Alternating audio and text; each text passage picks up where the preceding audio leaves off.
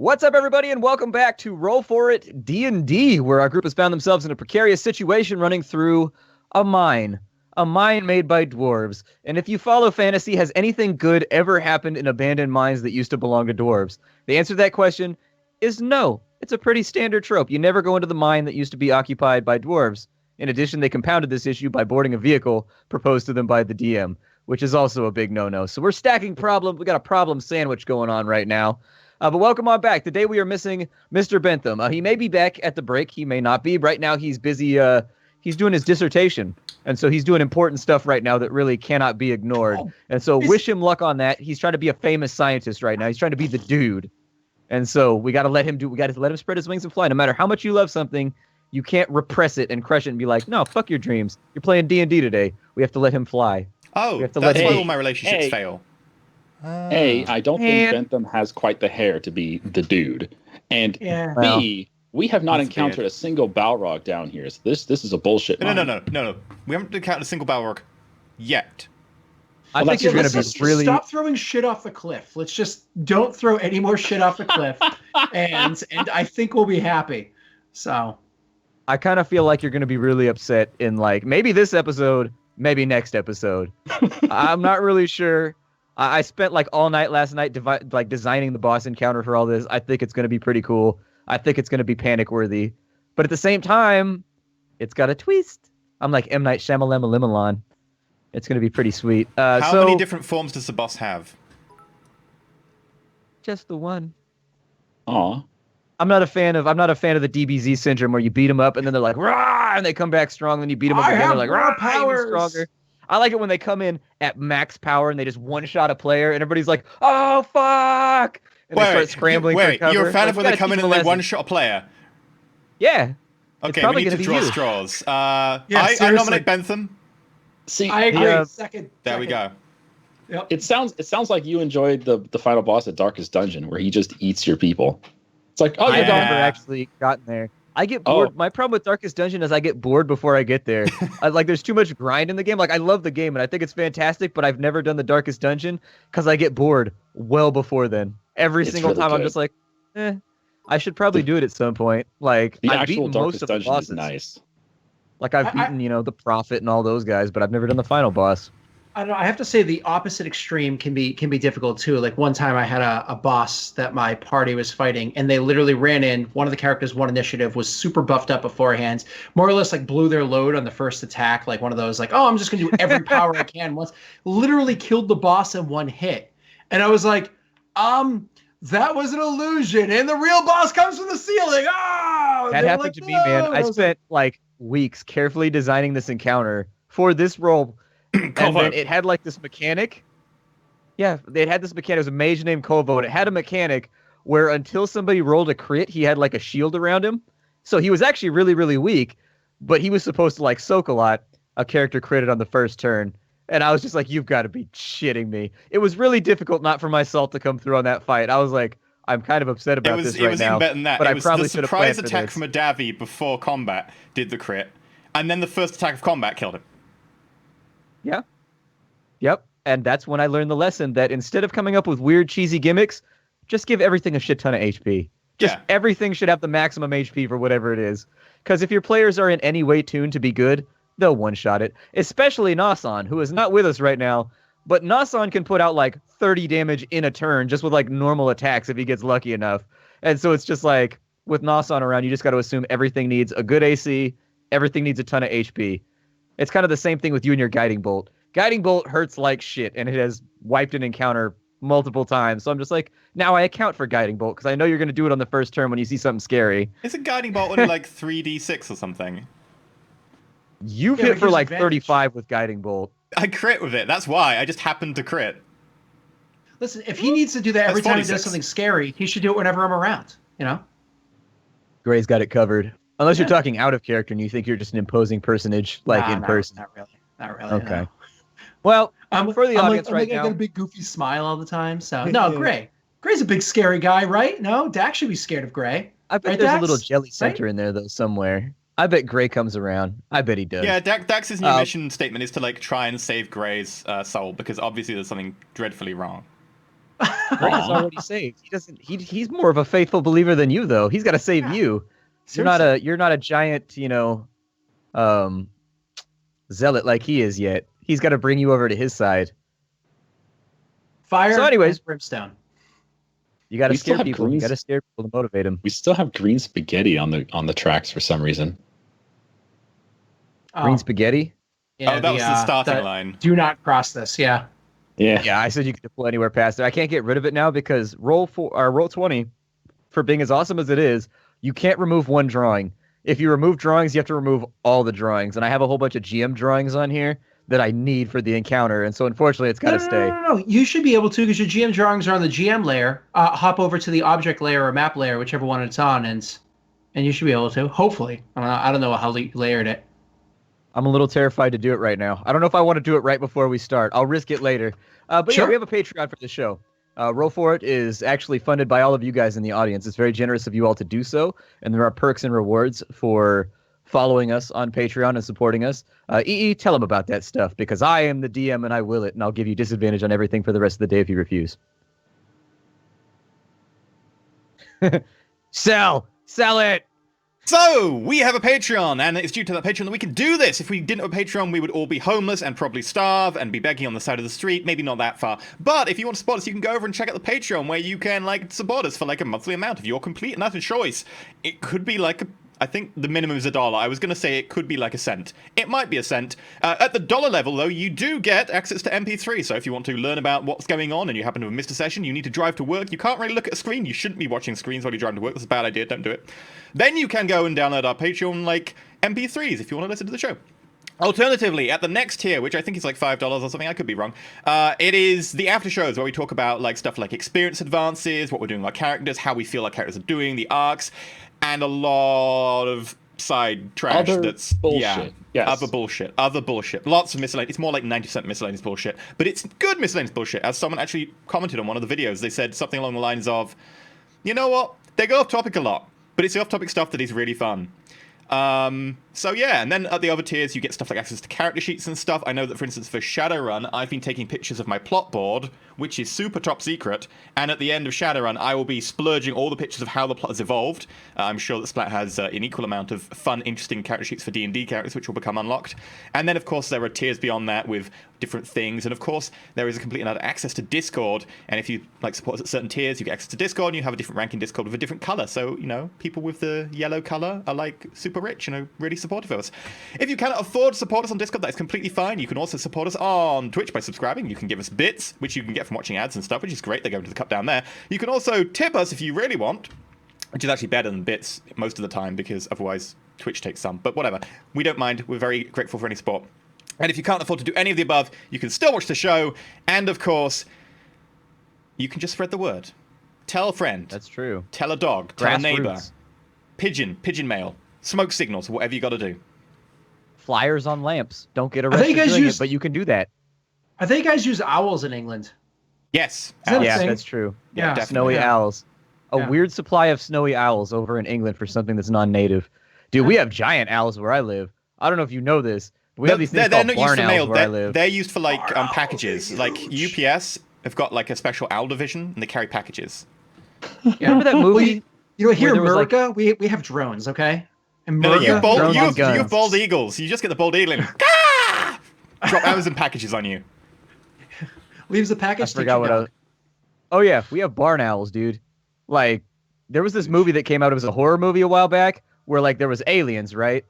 And the aliens, every time they would show up, there would be an owl there. I forget the name of the movie, but barn owls lived at my parents' house at the time when I was living with them. And they're these big 3-foot tall bastards, and they would just sit in the trees. And I got home after I saw that movie. Sure enough, owl sitting up the tree, and he's just whoo. And he's just his head is turning while you're walking around. You're stop that! This is too coordinated. I just watched Alien movie. I can't have this right now. Go away. You say owls are big, especially barn owls. Check out that link in the Roll4It chat there. They're so tiny. They're so tiny, Splat. Are those the little cute ones? Because we have ground owls here too. If you go to the golf course, no, that's just and you skeleton. Go golfing, there's little tiny owls that are hand sized, and they chase your ball. There's thousands of them out there, and they can't fly. They run along the ground. I don't know how they're flightless owls, but they're flightless owls. Animals are weird. So anyways, that's our Patreon. Let's jump straight back into the campaign because we have interesting... One thing. If you also want to help us out in any way you can also go check out the Wikia, where we have details of the story so far, little like write-ups and stuff, individual links to characters where you can find out about the characters' backstories and stuff. And if people want to go contribute to that, since it's still under construction, that would be absolutely great, and we would love you forever. Wikia. You're going to drive it now. Here's the thing, guys. We put a lot of work into this show, and we've noticed we haven't been as famous lately as we would like to be. And one of the big things that makes you famous is you have to have your own wiki. And so, like, if you guys could just, like, shore that up for us, that'd be cool, because we all have a desperate desire for attention and fame. And until we get that, we're just going to be obnoxious about it. That's pretty much, we're just going to harp on it. There you go. I'm obnoxious anyway. I'm pretty sure it's a class requirement for a bard. There you go. I've never had a bard that wasn't annoying. That is true. Bards are always just like, what is everybody else doing? Oh, we're drinking in the tavern. What is the bard doing? The bard is sneaking into the back room to go hit on the cleric. Why? Wait, that means I'm hitting on myself. Don't ask why. My pants are already off and I'm halfway down the hallway. God damn it, bard. All right, disadvantage on sneak for pantlessness. Shouldn't I get advantage for that? No, you should not. You're annoying me. You're playing a flute or something. There's nothing wrong with some self-love, okay? There's nothing wrong with some self-love. Wait, so there's nothing wrong with a flute, but you think, Everybody does it. Okay, what about... Oh, no. No, it's the harmonica, isn't it? It's the harmonica. No!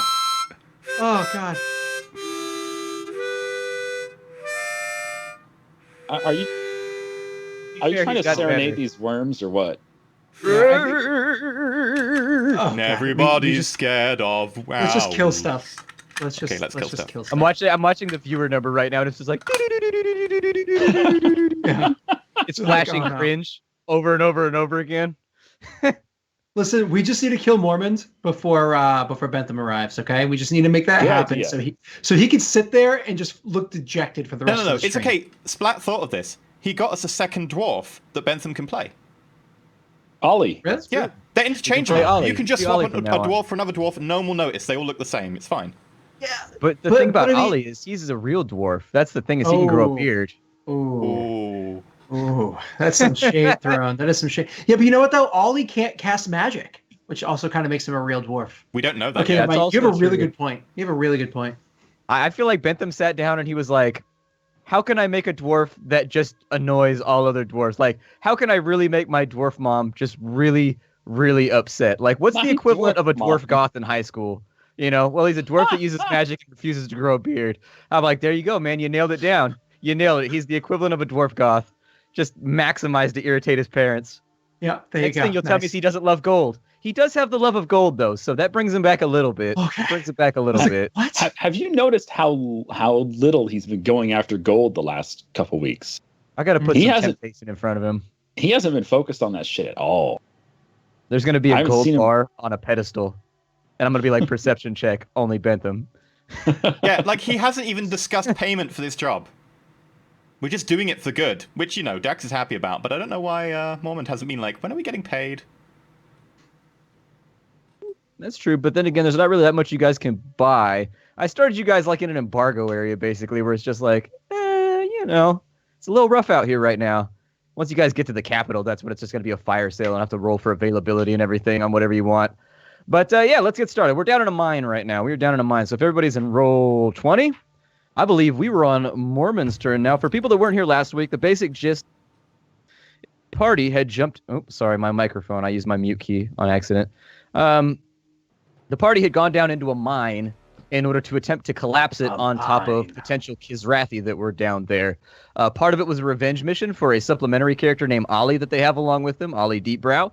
The other part of it is that they were going down there to get alabaster. This appears to be one of the only locations that you can actually get raw alabaster so that they can finish off a ritual which will help make the Black Hound corporeal so that they can actually fight it.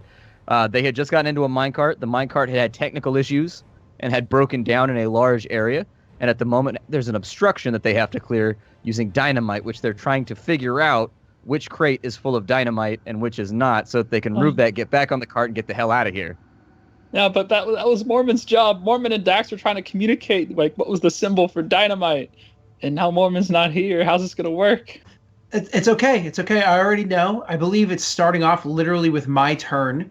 And since everybody else was able to use bonus actions to try to like make this happen, I also happen to speak Dwarven, and I think I'm going to do that same thing. Sure. I just don't remember how we did it before. Make me an intelligence check. Wicked smart. Wicked smart. And wicked smart. It's okay. Like I'd shouted and I described both of them pretty poorly. When I was in Boston, really, I only really did. Those were Hey, some oh, you like apples? So How do you like them apples? a 16. Dax? Yes. Well, Gray, what did you want to do to explain to him? Go ahead. So Gray was sorry, not Gray. Dax was more or less trying to describe what the symbols look like. He did very, very poorly. Mormons then try to like, no, this is what the symbol looks like, and Dax just didn't quite understand what he was saying. So I think I think I'm just trying to dumb down what his explanation was. So okay. You understand what he's trying to describe right now. So how do you relay the message to him of what it looks like? You actually got it, whereas Mormon didn't, because the explanation, let's be fair, was really poor.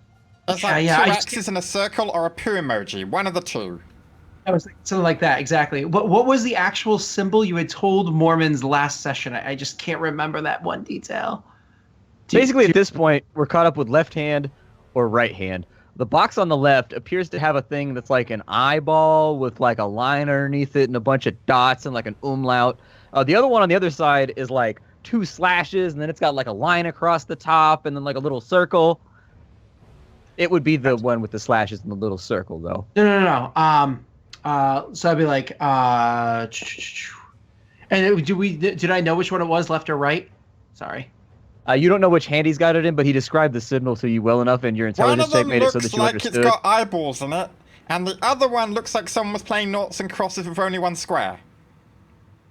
There you go. Okay, perfect. And I think it's the slashes one. Gotcha. Yeah. So I'd be like, noughts and crosses, for Christ's sakes, or in the name of Lady Grey, noughts and crosses. There you go. In the name of would have a box of makeshift eyeballs. Jesus. Makeshift fantasy Jesus. It's fine. There's Mormon's new character. Makeshift fantasy Jesus. There is actually one of the Unearthed Arcana, which gives you access to a sorcerer, divine sorcerer archetype, which is basically Jesus with a mace. There you go. There you go. Jesus with, some mace. No means no. Oh no. Well, anyways, it's Mormon's turn, and I've lost my little piece of paper that I was tracking HPs on. That's not good. Did Where was Mormon that at? finish his turn last time, or? No, we actually started at the top of the order just to make it simpler, so that I didn't have to figure out where we were and what was going on. All the worms have 1 HP. Gotcha. We've done a lot of damage. All the worms. I'm pretty sure they do. Roll a dexterity save. Ooh. Ooh. I just tried to click on OBS. Whoops. Great. Now we're streaming twice. 20. Oh, yeah. There you go. You still die. A giant laser hits you from the top of the cave, and you're still dead because you tried to lie to me. So Mormon is going to take a look at this giant worm in front of him, and he's not going to give a damn. He's going to go straight after it. He's going to try and stab it in the face with his sword. And so let me see. Great sword. Hadn't this one had its tentacles in its mouth cut off? It did. So it's not going to be able to do something to you. Mormon rolls a hit, so he's going to have to go ahead and do damage. I think if I just click this right here, it'll do the damage. Yes, indeed it did. He rerolls. God, you guys. We'll do 1d. I think it's in a d6. Yeah. He'll reroll the 2 and get a 1. Congratulations, guys. He does 7 damage to the worm. And it has to make a test for his magical sword ability, which I still have no idea what it is. It does. It's 1d4 damage or something, isn't it? It saves. And so that's going to be 7 damage that has been dealt to the worm. Go ahead, and it's going to be Gray's turn. Gray, what did you want to do? Okay. Well, so I spent my bonus action doing that, like calling out to to Dax to get him to, blah, blah, blah. But now I'm going to attack this creature, the same one that Mormon does next to him. Just making sure I'm right there. Okay. Yeah, okay, I am. I'm going to attack the creature immediately in front of me with the greatsword, since we're on the offensive. I'm not going to attack the Kisrathi. I'm going to attack the actual creature. Okay.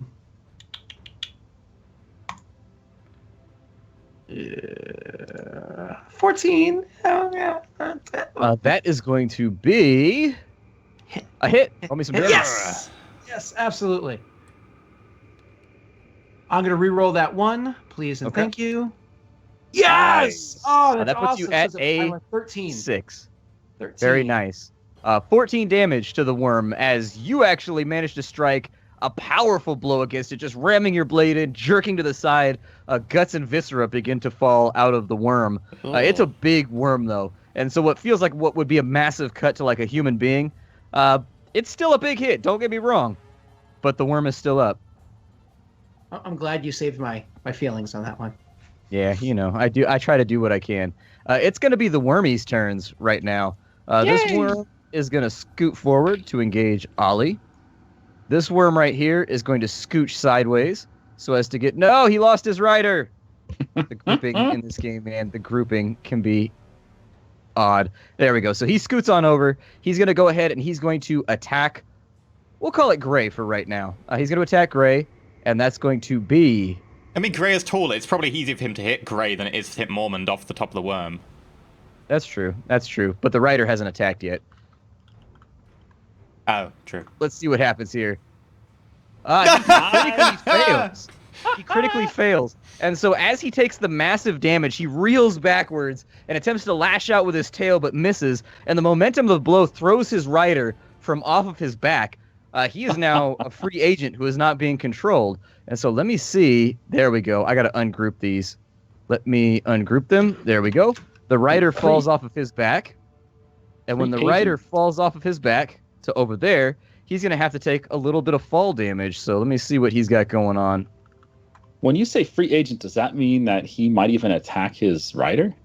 It's definitely possible. The Kisrathi takes 2 damage as he falls from the back of the creature, and you hear a thud, but he's pretty heavily armored, so he's still okay. On his turn, he's going to step forward to Gray, and he's going to make a weapon attack. He's going to miss. Miss horribly. So? Yeah, I know so, actually. I'm kind of feeling a crit coming on. I really do feel like I've got a crit coming on. Nah. Like, I feel like it's going to be that good stuff, you know what I mean? You're going to roll I feel like it's going to... Yeah, he's only got a bonus of like, what, +9 or +10? It was +8. It was +8. Oh. 18. How's your armor class looking? That's an 18. Except, I would like to use my reaction. Okay. I shout over, seeing this sword sliding past Gray's defenses, aiming for the gap between his breastplate and his backplate. I assume you've got a backplate as well. And I go, wait a minute. Look into my eyes and it's easy to see. Gray will stab you once, Gray will stab you twice, and he will cut your eye 3. Oh, God. Okay. I reduce it by 1d6, which, since his AC is 18, ultimately makes it a miss. Okay, very nice. He goes to take a swing and distracted by the obnoxious sound coming from your intonating goblin going up at the corner. He's like, "What the fuck?" And he swings and he just completely and totally misses. That's going to take us over to the other worm, which is going to attack Ollie. So let's get his stuff out of the way. He's going to attempt to attack with his tentacles, which is actually probably really going to hurt because those tentacles are scary as hell. It's not like we've left our one and only guide to the Underdark, in contact with half the enemies here. That's not a bad thing at all. He's going to miss with the tentacles, and so the rider's going to go ahead and make an attack. That one's going to be a hit, and then he gets a second attack from the worm, which is going to be at a +4 as well. So that's looking like just one hit in there, and so it's going to be a 1d6. I love that we're still holding the facade that it's a worm. We all know what it is. We know. Ollie takes 4 damage. The worm lashes out with its tentacles, and he manages to roll out of the way. It then it moves forward to try and ram him with its body mass, and he's actually pretty spry for a dwarf. He stays out of the way, but right as the second attack goes through, it leaves him really exposed, and the rider dashes downwards with a knife and just stabs him in the chest, or I guess a long curved blade. He takes 4 damage, but otherwise is still good. That's going to bring us over to Dax. What did you want to do? Can I use a free action shout? Oh, okay. Wait, what's in the other one? That's fine. Can I get a free action as a response, or? No, you gotta wait.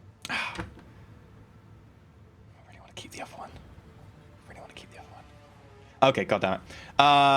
Right. Well, how heavy is the box that I now know contains dynamite? Like, how heavy is it? It's pretty heavy.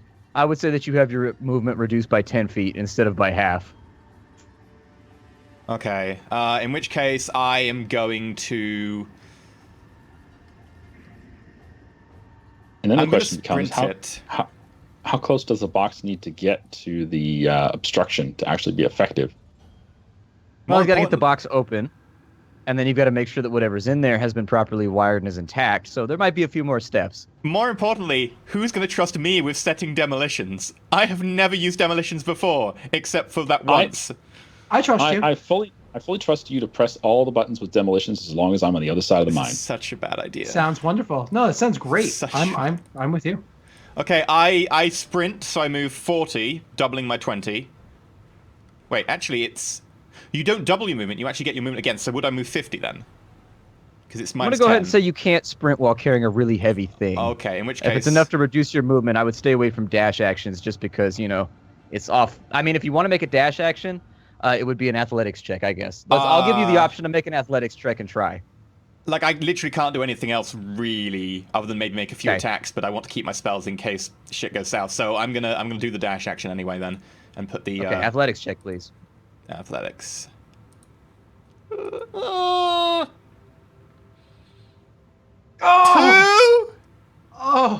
This box, after you've set it down for a second, you try to lift it back up, but your arms are getting that wobbly, kind of like, I don't know, that shaky feeling that you get after like a hard day of working out. You've carried them this far, but it's just you can't get the box back up and it stays on the ground. Okay, so I've moved 20 feet. Wait. We play Dungeons and Dragons. None of us know what a hard day of working out is. I used to be a roofer.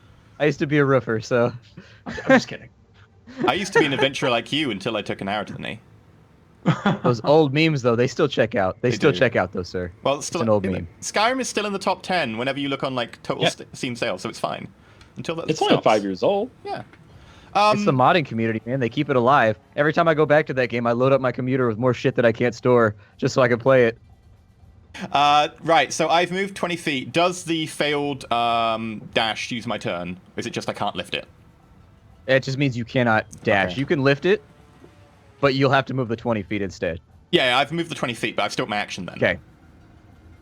You still have your action, yes. Cool. Let me just check ranges, because I am limited by the fact this is quite a long range. 90 feet. I'm out of a lot of spells right now.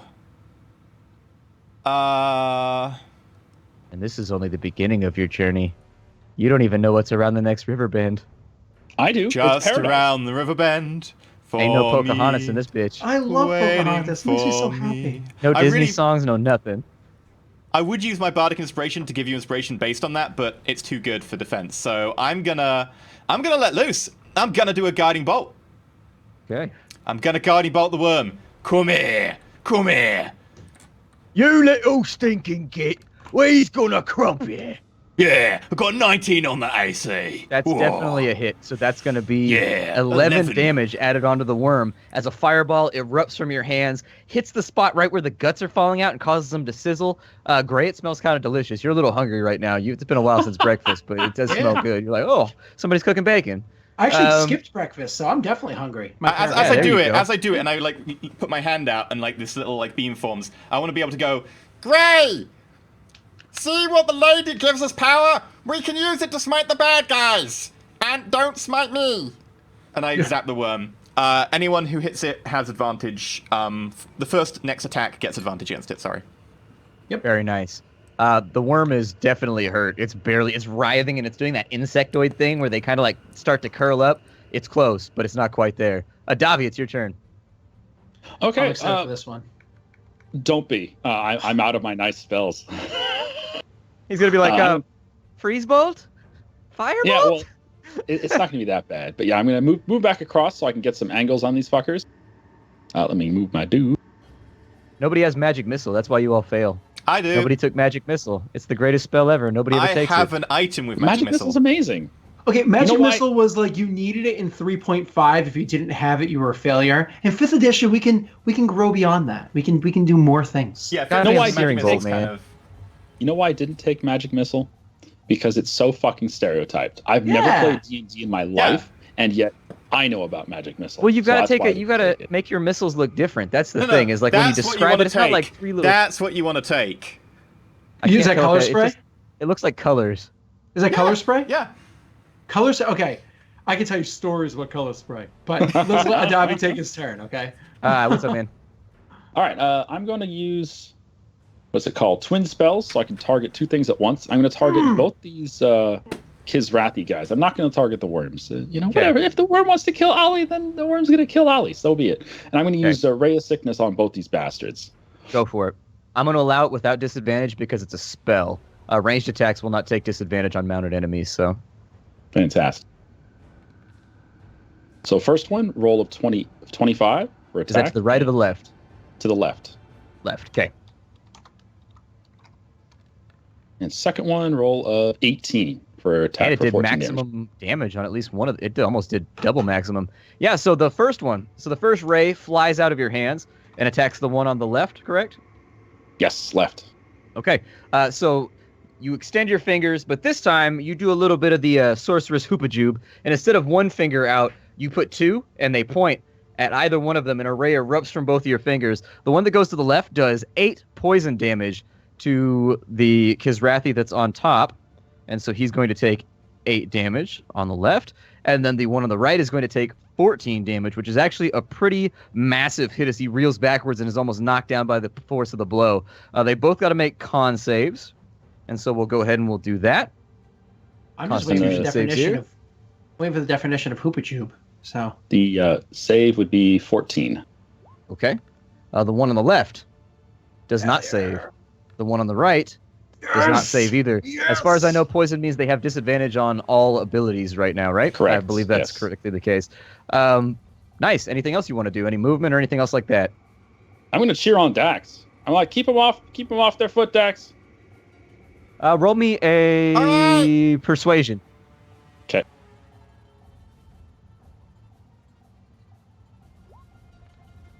$17. Dax, you get an inspiration die.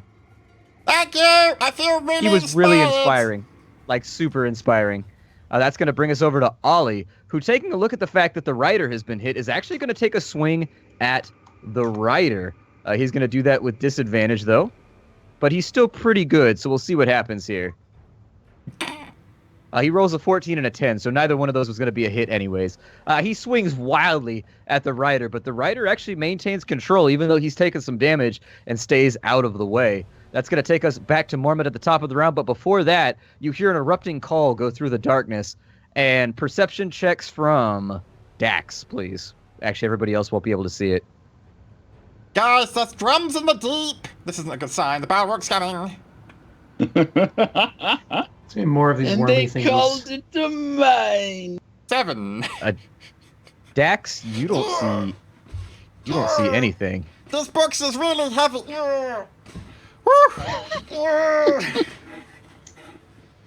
Just remember, I offered to move those boxes. I'm a strong, independent goblin. I don't need no man. Miss Independent. I'm going to make one for Mormon because I deployed one a little bit to the left, and I feel like it's only fair. So let's see what Mormon has. Terrible, terrible perception, though. He does not see anything. Gray, go ahead and roll me one as well. I think Adavi's going to be the odd man out here. Wait, what was my inspiration dice? Was it 1d6 or...? It was a 1d6, yes. Nobody sees anything. All you hear is an echoing cry go through I'm going to use the inspiration dice. I'm going to use the inspiration dice. I feel this is important. Was it the enemies that just got added to the board? Is that the part that made you feel like it was important? 10! That puts you at a 10, which is still not good enough, unfortunately. You are still unawares. Guys, I feel really inspired, but for some reason, I don't know why, I'm not inspired enough. Mormon is seeing that the worm is very much kind of knocked back and almost done. He's going to try and finish it off. He's going to go for, I'm going to assume, he hasn't written down what he has left. He's going to make... He's used one spell so far because he used a shield in the last combat. He's used one spell so far. He's going to take a -5 to hit and try to go for the +10 damage to finish this thing off. He's got advantage. And he does have advantage. So we'll go 1d20 minus... I'm sorry, that wasn't... I'm going to re-roll that. That was wrong. He should have a +1 just roll his attacks normally using the sheet and then just do a 5 in your head. That's true. That might be an easier way to do it. See, this is what happens when DMs have to be players. He rolls a crit on one of them. So regardless, he just critted. So he's going to do... Click the button and then plus 10.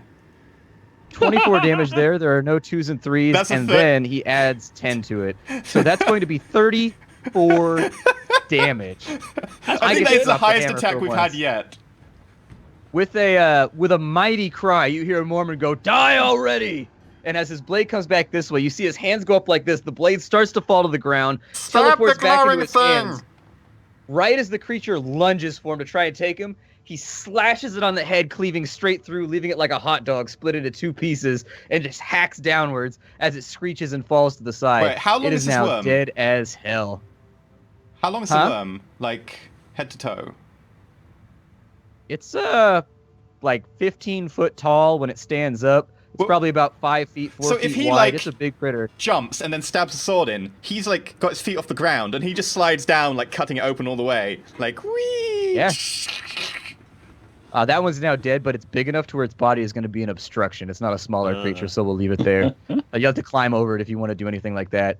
That's going to take... Mormon's actually free of his attack zone right now, so he's going to try and move over to here to flank, but that means he's got to climb over the worm. So he's going to make an athletics check real fast. I think he's good at athletics. He's not. What a dwarf, man. What a dwarf. Yes! Just crit twice in a row. How hard is this? Why don't you play more, Splat? And he's got an ability in here. You go write your dissertation. We got this. We Yeah. got this. We don't need you here. No offense. He's got an ability that allows him where if he's killed anything on this turn, he gets to attack again.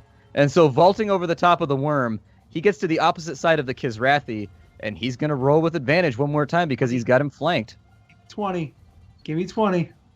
Mormon's in here just being MVP, and he's not even here. Damn. Wah, wah, wah. So as he climbs over, he tries to get a running leap, and he launches himself into the air off the body of the thing he just cleaved in twain. And as he falls downwards, the Kizrathi looks up, sees the shining blade coming down at him, and backsteps. But the blade hits the ground so hard that it throws sparks flying in both directions. Gray, the flash actually in such a dark area, it illuminates your face for a moment as the blade hits the ground. And that's going to be Mormon's turn. Gray, it's now your turn. What do you want to do?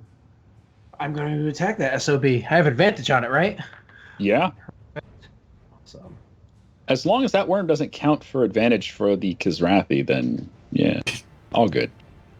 all right, here we go. Because that thing's dead. So, where are you? Yeah, but it's probably still menacing. I mean, it may look like a hot dog that's been cut in half, but that ain't ketchup. Most hot dogs don't have tentacles either. All right, I'm attacking now. Depends what type of street Your hot meat dog you're has tentacles.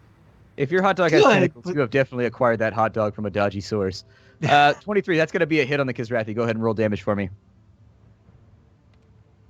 I'm going to reroll that too. Go for it. It's still a 2, You still so got a 11 2, so it's damage. going to stay in 11. As he dodges backwards, you see a blinding opening right there. Like he dodges backwards with both hands up. You're lined up perfectly. You take your blade horizontally and slam it into the side of his torso as hard as you can, dealing significant damage. He stumbles and staggers to the side as you pull the blade out, and he almost falls to one knee, but he still stays up. That's going to take us to the worm's turn, unless there's anything you want to do as a bonus. Yeah. Before you do that, quick question. The one that's fighting Ollie, is everybody still alive over there? Yeah. Everybody's good. Oh, Jesus. Ollie, not All for right. long. Well, yeah, all right. I'm going to have to stay where I am. Missed his attacks. Yeah. Yep. Nope, I'll have to stay where I am. Okay, thank you. Next. Okay. That takes us to the worm and the Kizrathi's turn. Now, unfortunately, Dax, you aren't aware of what's about to happen. No, I'm not. I'm really not. Which means advantage, unfortunately. Oh, dear. Let's go ahead and do this thing. Oh, that's a 19. Is that a hit? Yep. Okay. Oh, God.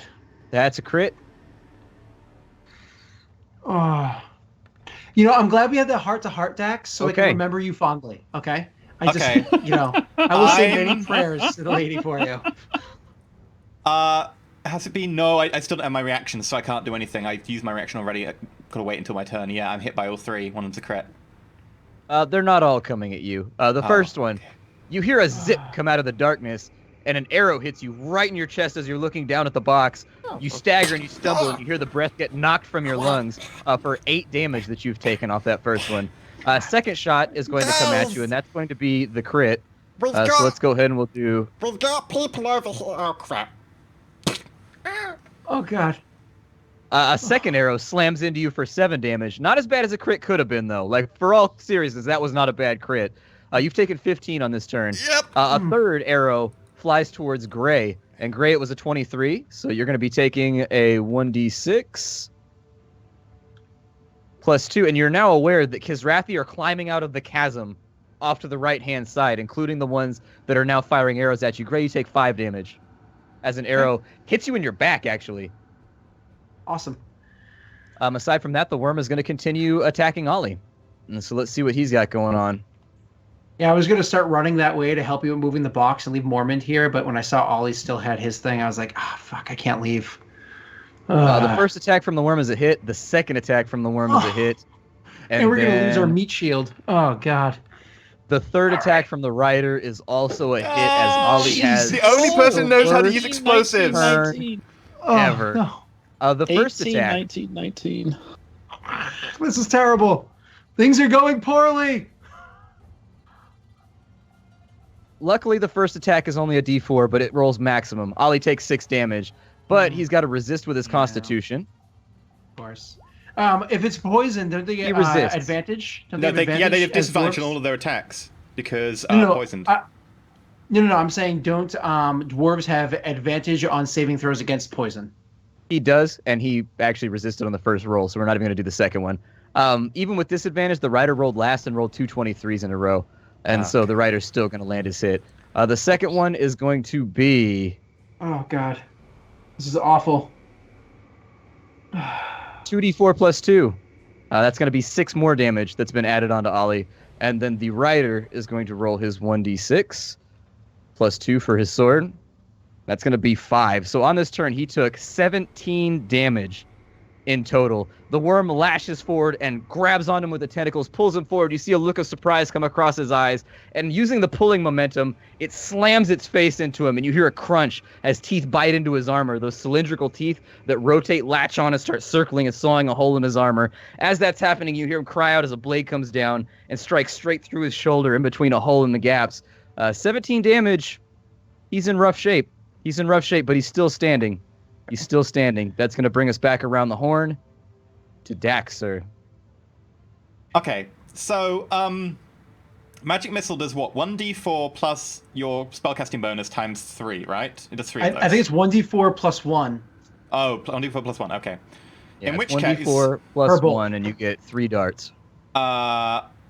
Except my special item, which can be activated with a 3 action, fires 4, didn't you say? Because it's a level up from that. It's cast at second level. It does indeed. So for my free action, I break the arrows off because I'm not going to pull them out in the middle of combat. I'm a little bit of a healer. I know what to do.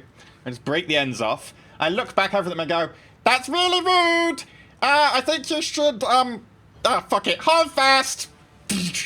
And I unleash all 4 of my magic missiles. Okay. Roll From those my damages. What is it from? Hold fast magic missile. I've got it written down as that. What is it? Like an amulet or something? I can't remember what the item was. I've literally It is written an it down as- amulet. Okay. It is indeed an amulet. Right. 1d4 plus 1. Copy it. Splat, was that the worm that had the tentacles removed? The one that's attacking Ollie? No, the one that was on the right that was attacking you and Mormont had the tentacles chopped off. Yeah. That's what I thought the case was, but there was a lot of questioning about that. So Yeah, there's no problem in asking. Yeah. No, I didn't think so because it didn't attack Mormont with those.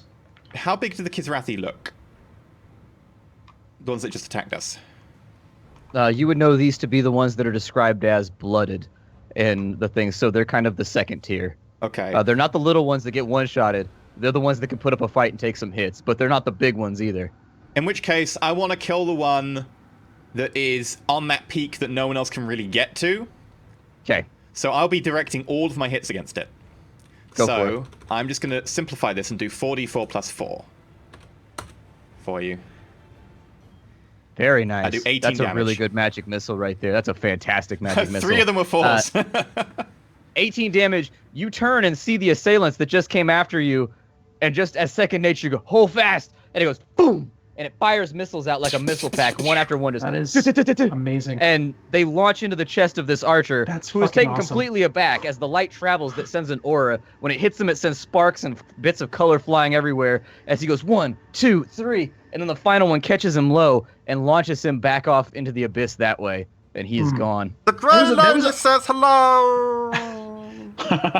That was some great rolling for a magic missile. That was like that was That was the magic right there. missile that GMs dread. If you use that one Yeah. on a boss, we're just like, God damn it.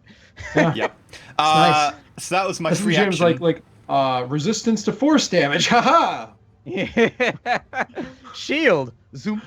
I don't want to use. Sorry. I don't want to use all my spells, but I think now is the time, if ever, to use some spells. So I'm gonna move 20 feet into cover, along with the box because I'm cutting my movement. So I'm now in cover, Okay. and then I'm gonna use my action to. Oh dear, dear, dear, dear, dear, dear, dear. I'm going to heal as an action, and I'm going to keep my bonus action to do basically nothing with, as far as I can tell. Okay. As a bonus action, I'll allow you to try and pry open the crate if you want. Athletics check. No, actually, I'll use my bonus action to hide behind the rock. Like, they'll see me go Okay. behind there, but they might forget in the urgency of combat or something, or whatever, I don't know. Cool. But I'll do it. I'll hide. So I get 10 hit points back. Okay. Thank you, Grey Lady. And then I will roll stealth. Because I don't trust myself to open a crate. All right. I go to stealth, and I stealth on the wrong side of the rock initially, and I'm like, I'm really hit. Oh shit! Jump on the other side, like, whoopsie! And I want to shout a free action. Gray, when you've got a 3 minute, kill that dude first, but the box is heavy and I can't get the top off, but I really want explosives. Awesome. Now we just need Mormon to finish this thing so I can go help. Okay. It's going to be Adavi's turn. Adavi, what do you want to do? You might need Have to I save noticed Ollie. have I noticed the new additions over there on the right? You have, because they've used an attack, which makes them apparent to all combatants. Okay, so then I've also noticed that Dax has dealt with one of them rather swiftly. Mhm. All right, looks like you've got it over there, Dax. All right. I And, really I'm gonna don't. I say hide you closer behind to the rock worm, as arrows go. but I don't want to get in melee range of the worm, at least not yet. And I want to cast Shocking Grasp on the Kizrathi that's on top of the worm. Very nice. Roll it for me. And it should have advantage because he's wearing metal, I assume. Yeah. Terrible 13 roll. With a 13, unfortunately, that's not going to be good enough. As you gather the energy for the spell, Damn it! there's something, weirdly enough, you go to cast the spell, but it seems the lightning rediverts towards the strange machine that's off to your left and crackles out as it heads in that direction. It doesn't blow it up, does it? No. But Good. it seems like some aspect of Romy Arcana, actually. Okay.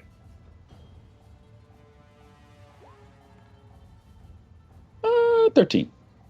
You've heard of devices like these before that seem to absorb certain elements and redivert it in some way, although you're not exactly sure what just happened.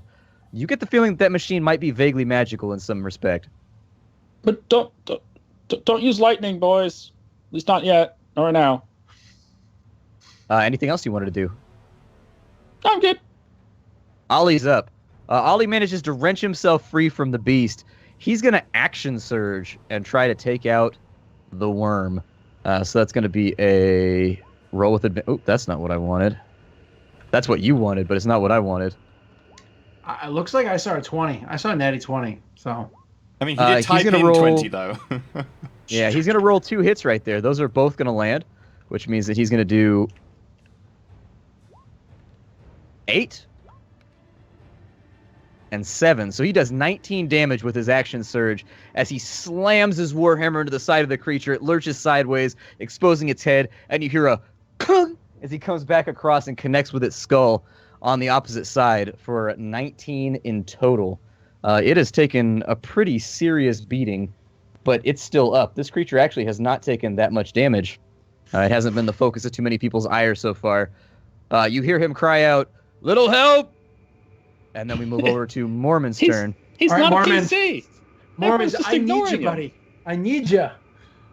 Mormon's going to go ahead and he's going to attempt to finish off the enemy. No, that's he's the gonna only way to get himself succeed. out of combat. So, Mormon is going to finish off the enemy. oh, he's gonna. He's going to. Come on, Mormon with advantage. Yes! That's a hit. And so Right, he's going to come go on. ahead and roll a little bit of pain here. Oh, that's good. Nice. That's good. 12 damage. As you slam into the creature, Gray, on one side and pull the blade out, it staggers forward with a stunned look on its face.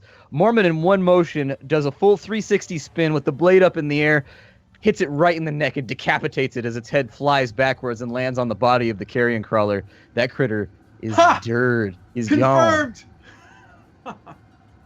Sorry, I got excited for a second there.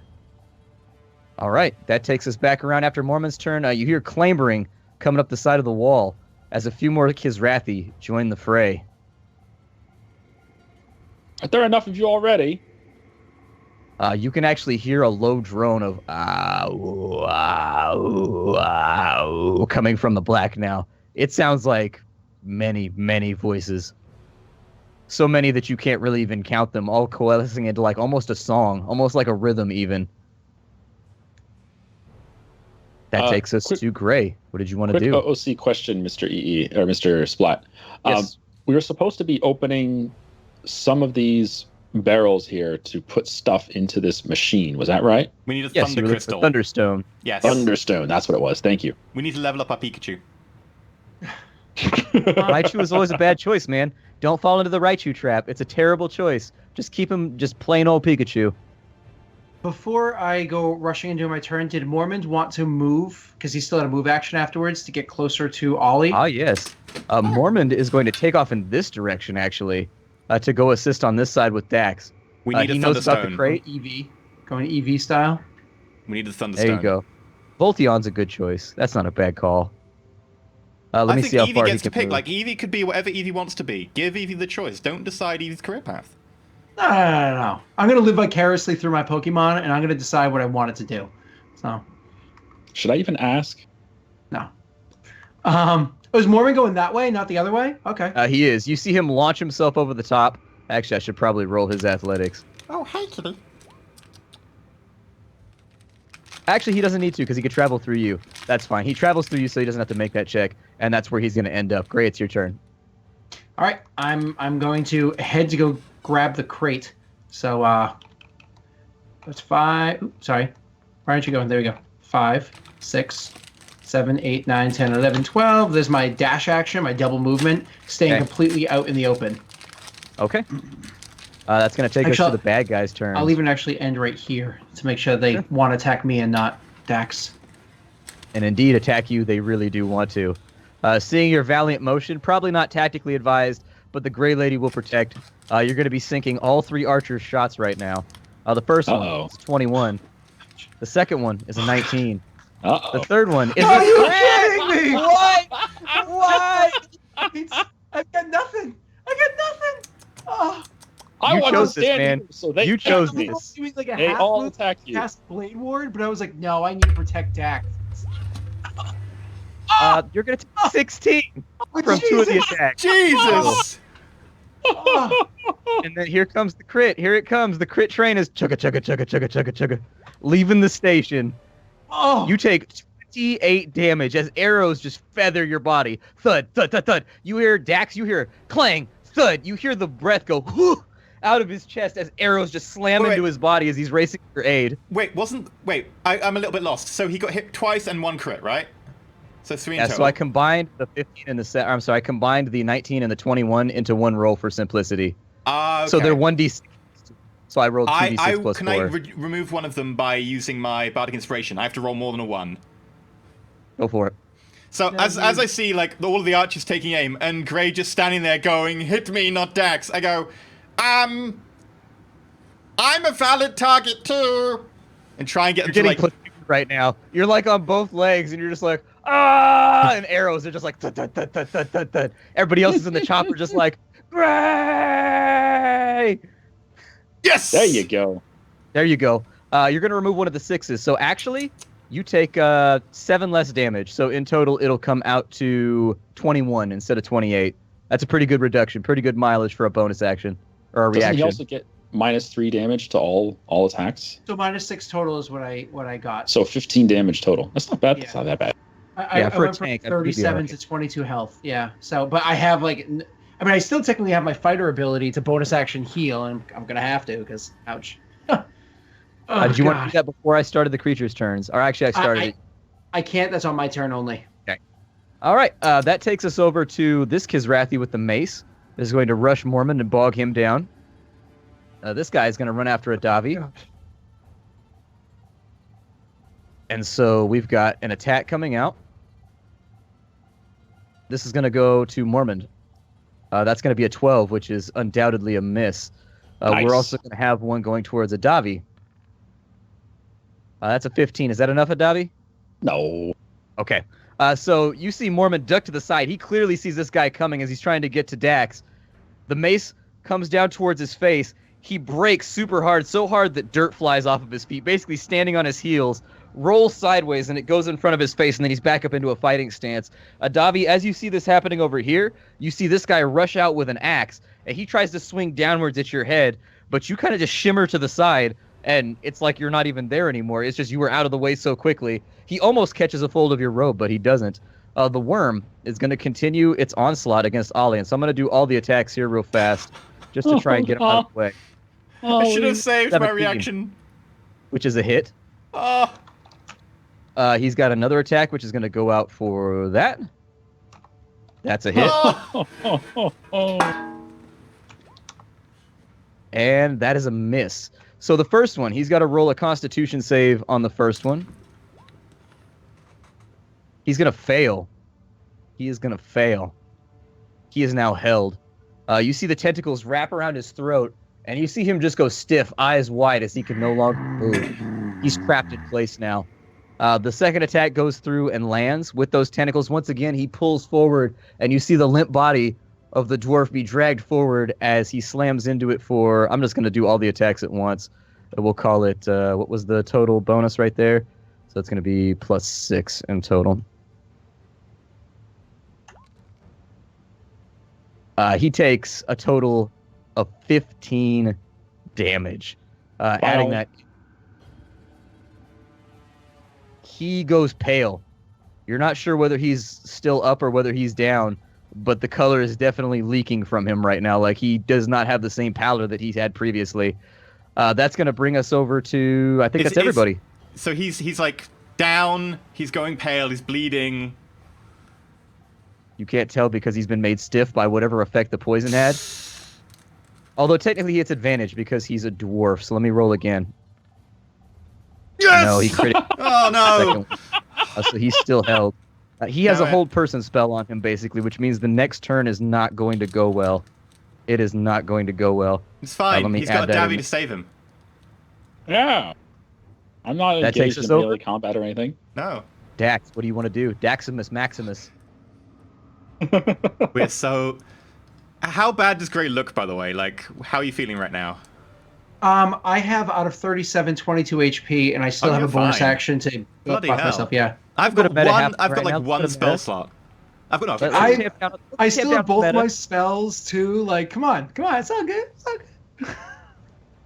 Okay, I can get right up to here behind Actually- this pillar.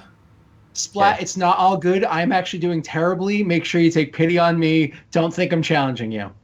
Yeah. Can I be just... Is that pillar taking up that 4x4, or is it just inside the 4x4 like it looks right A now? +2 to your armor class. You're fine where you're at. You'll have cover from anybody firing at you from there. Okay, in which case, can I, like, be more behind it so I've got, like, 3/4 of cover? Like, I want to be just... I don't want to even see them. Like, I'm fine to pull out. Yeah, if you want to entirely inch behind it back and just be completely behind it, you'll break line of sight, so you can't cast, but neither can they. That's fine. That's absolutely fine. I want to use my action to pry this open. You said it's an athletics. Go for it. Would there be any advantage to pulling out a weapon and using that to jimmy it, or just okay to... Just go for the athletics check. Okay. I don't think a rapier is firm enough for you to do it. You can't manage to get the crate open. You jam a weapon into it, a dagger, and you try to stomp on it, but your foot misses. The crate does not open. Okay. Guys, I've totally got this. If someone could open the crate, though, that'd be great. And I am going to... Intelligence check, Dax, with your proficiency, please. Oh, okay. Does it have a latch or something? With proficiency. Okay, so this is Sure, a plus go for it. +2 to it. So it'll be a 16. You think to yourself, I'm just going to light the whole thing on fire. It's a valid option. I could destroy the track. That's my worry. Like, it's rocks let's directly on not top of do the that. track. The track is very sturdy. This is a dwarvish make. GM says do it. Dax, I'm just Dax saying says it's a he valid wants... option if that's what Dax you want says to he do wants a souvenir. So Dax says... Guys, I need a little bit of help opening this. I'm gonna need to be very careful about the placement of these highly important explosive. I know just what to do with them, although if Ollie was here, that would be a much better choice. I'm under fire! That's what very I do. That's my strange. entire bonus action. I do that speech. Okay. That takes us to a Davi. What do you want to do? I want to get this guy out of my face, but if we're not able to, like, the whole point of this combat was to just get in and get out, get the job done, and get back in the cart and get moving. That's not happening. This shit is not happening. So I'm going to try to soak a little damage with this dude here. I'm going to turn on my robe of mirrors. So I'm going to say, Weeba Meeba, feel the fever. Turn on the robe. There are now several Adavis all over the place. I'm laughing at this guy because he missed his attack on me. And that was your action? Or was that a That's bonus? all I can do. That's the whole thing, yeah. Okay. Sounds good. You've got your robe protecting you right now. It is Ollie's turn. Ollie's got to make a check to see if he gets out. What's the DC? It's not hard. Yo! You see him come back, and he launches himself back out. As a bonus action, he's going to use... Wait. He rolled 2d20, and you've added them together. Did he roll 2d20 at a disadvantage? Was there meant to be two separate disadvantages, or...? No, there's no disadvantage. He has advantage because he's a dwarf against poisons. And so he rolled a 4 and a 20, and then I applied his bonus to it just in my head. But he critted, so it doesn't matter. He's going to use Second Wind real fast. Second Wind is going to make it so that he gets, I think, 1d10 plus his fighter level. Yes. Yep, exactly that. Per short rest. So that's like 1d10 plus 20, right? He gets 7 HP back. It's not much, but it's something. It looks like it brings him back from the edge. He looked like he was ready to go, and now he looks a little bit more steady. As far as other things he has going on, he's going to take a swipe at the worm. He's pinned here.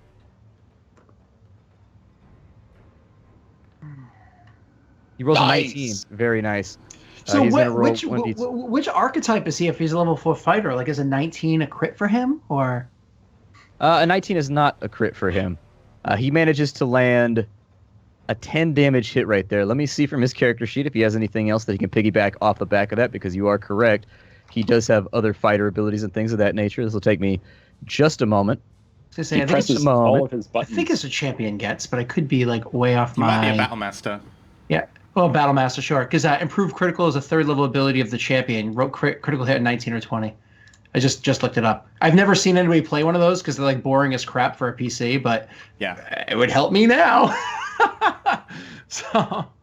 And yes, he's going to go ahead and he's going to expend one of his superiority die to do a bonus action and add some damage to that hit. Put a little bit of extra oomph into it. It does an extra 3. So 13 damage in total to the creature as you hear another whoomp. Like, he's putting up a good fight. The problem is that the creature is also putting up a good fight. And so now that he's no longer paralyzed, we'll take that off of him. The creature is hurt. He's putting up a good fight. He's putting up a fight.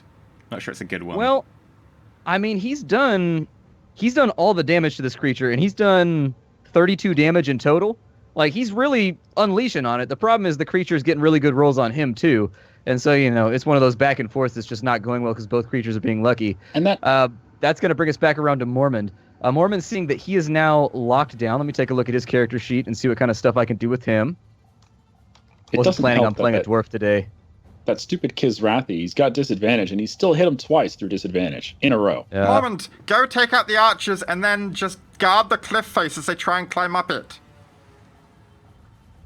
Yeah. Mormon's going to use a disengage action and move to this archer over here. As he hears you say that, he ducks below the blow that almost hit him and dives over to fight with the other archer and kind of bog them down. That does, however, leave this Kizrathi unimpeded, this little guy right here. That's going to bring us over to Gray. What did you want to do? Oh, I'm sorry. That is me. I am Gray. And what I'm going to do is I'm actually going to not heal, which is probably the smart thing for me to do. I'm actually going to I'm going to move up to these archers over here. Bonus action cast Hex on the first archer, and then I'm going to attack him with my greatsword. What does Hex do? Fill in the audience. Also the GM. No, not a problem. So Hex is a bonus action. I throw it on somebody. If I hit them, I do an additional 1d6 extra damage. If I kill that person, I can move it over to somebody else.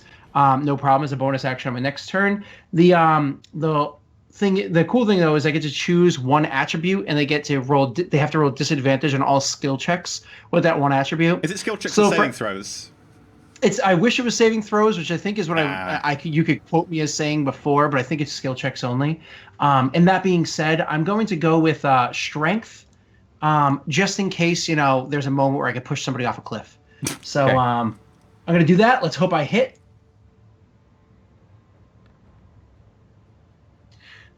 Unfortunately, that is not a hit. I got all gray. I grayed all over the place. So, yep. I graded it. Awesome. You shrewded it. Is the Hex an automatic hit then? No. The Hex is automatically on the person, but it doesn't matter because I didn't hurt him, so it doesn't do any damage. So, oh, I'm sorry. I didn't press the button so you can see it in ready, set, bam. There's Hex. Okay. Don't forget, he's on the edge of a chasm right now, so a grapple push is absolutely an option for people. Which is why I put the strength disadvantage for the future. The future is now. So he's got strength disadvantage, even though you missed? Yeah, well, no, I missed with my attack. He has Hex on him either way. Yeah, Hex is auto. It's auto hit. It's auto on someone. It's like Hunter's Mark. It's going to last for an hour, so I could just keep, for an hour, Okay. That's going to bring us back around to critter turns. This turn is going to suck.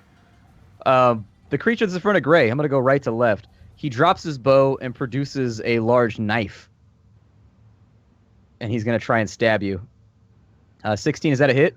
No.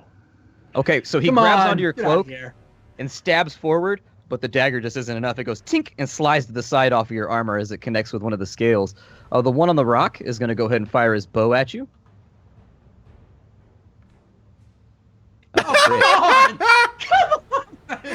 This is ridiculous. Delric, are you sure you've never seen crits before? We have crits on this show all day, every day. But not always the enemy. This has been so many crits to the enemy. As the arrow slams into the side of your leg, and it goes straight through your thigh, impeding your mobility. The one that's fighting with Mormond.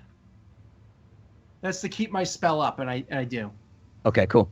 Mormond is going to go ahead and take an attack from this guy. He's going to do the same thing, drop his bow and try and stab him. And that's an 18, which I think is a hit on Mormond. Let me take a look here. It is, yeah. Indeed it is. Is Mormond looking hurt in any way? No, Mormond's fine. It's fine. I won't do anything about it then. And that's going to be for 5 damage as he throws the bow kind of at Mormond. Mormond flinches to the side, and you see a look of just like, what the fuck, across his face? But using that surprise, he lunges forward and just rakes a knife across his chest, doing a little bit of damage as it gets through the armor for 5. Does he exclaim, this guy right by here, Mormond's beard? What's that? Does he, he's surprised, does he go, by Mormond's beard? Yeah, sure. That sounds good.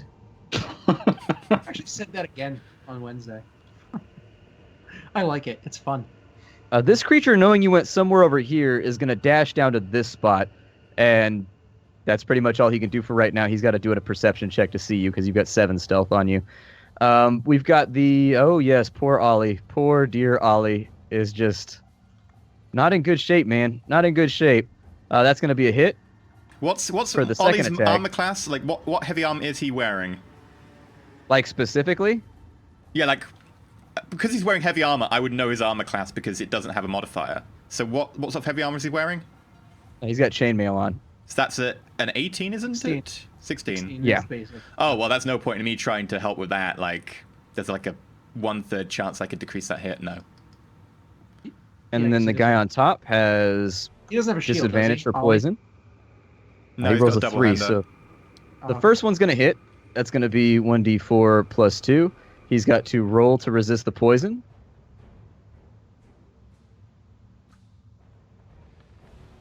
He fails. And he fails, unfortunately. Oh. Let me make sure that he fails just to be sure. Yes, he does. He fails. I want to make sure I had the DC right. And so he takes 4 damage, and he is held again. As once again, the tentacles wrap around his legs and just freeze him in place by whatever means of that poison. For a dwarf, he's not doing a great job with those poison resists. Aside from that, that's going to be the end of the bad guy's turn. We're back on Dax. Who's Okay. somehow still alive. I mean, I did want help with this box, but fine. I've got this. Gonna try and wedge it open again. Okay, Yeah, athletics check. EE, did you notice on the map there that little guy next to that little rock? Like, Yeah, do you- I'm aware that there's a you guy saw moving this? around there. Yeah. Okay. Just want to make sure. He's being sneaky. Super sneaky. Don't die. We need you. Very nice. 18. With a satisfying clink, the top of the lid comes off. You look down inside. Give me an... I don't know. There's no used device anymore or anything like that, so give me just a perception check, I guess, to look inside the crate and see if you can piece together what's going on. Oh, okay, there's complicated things in here. I was just hoping there would be, like, Investigation, dynamite with maybe? a wick. Investigation. With that weird thing. That's piecing together things. I think investigation has become basically used device. Which isn't... actually a lot worse for me, but it probably makes sense. Hey, you could try animal handling and talk to the barrel. That is I true. don't know if that's how it works. Well, that's how it works.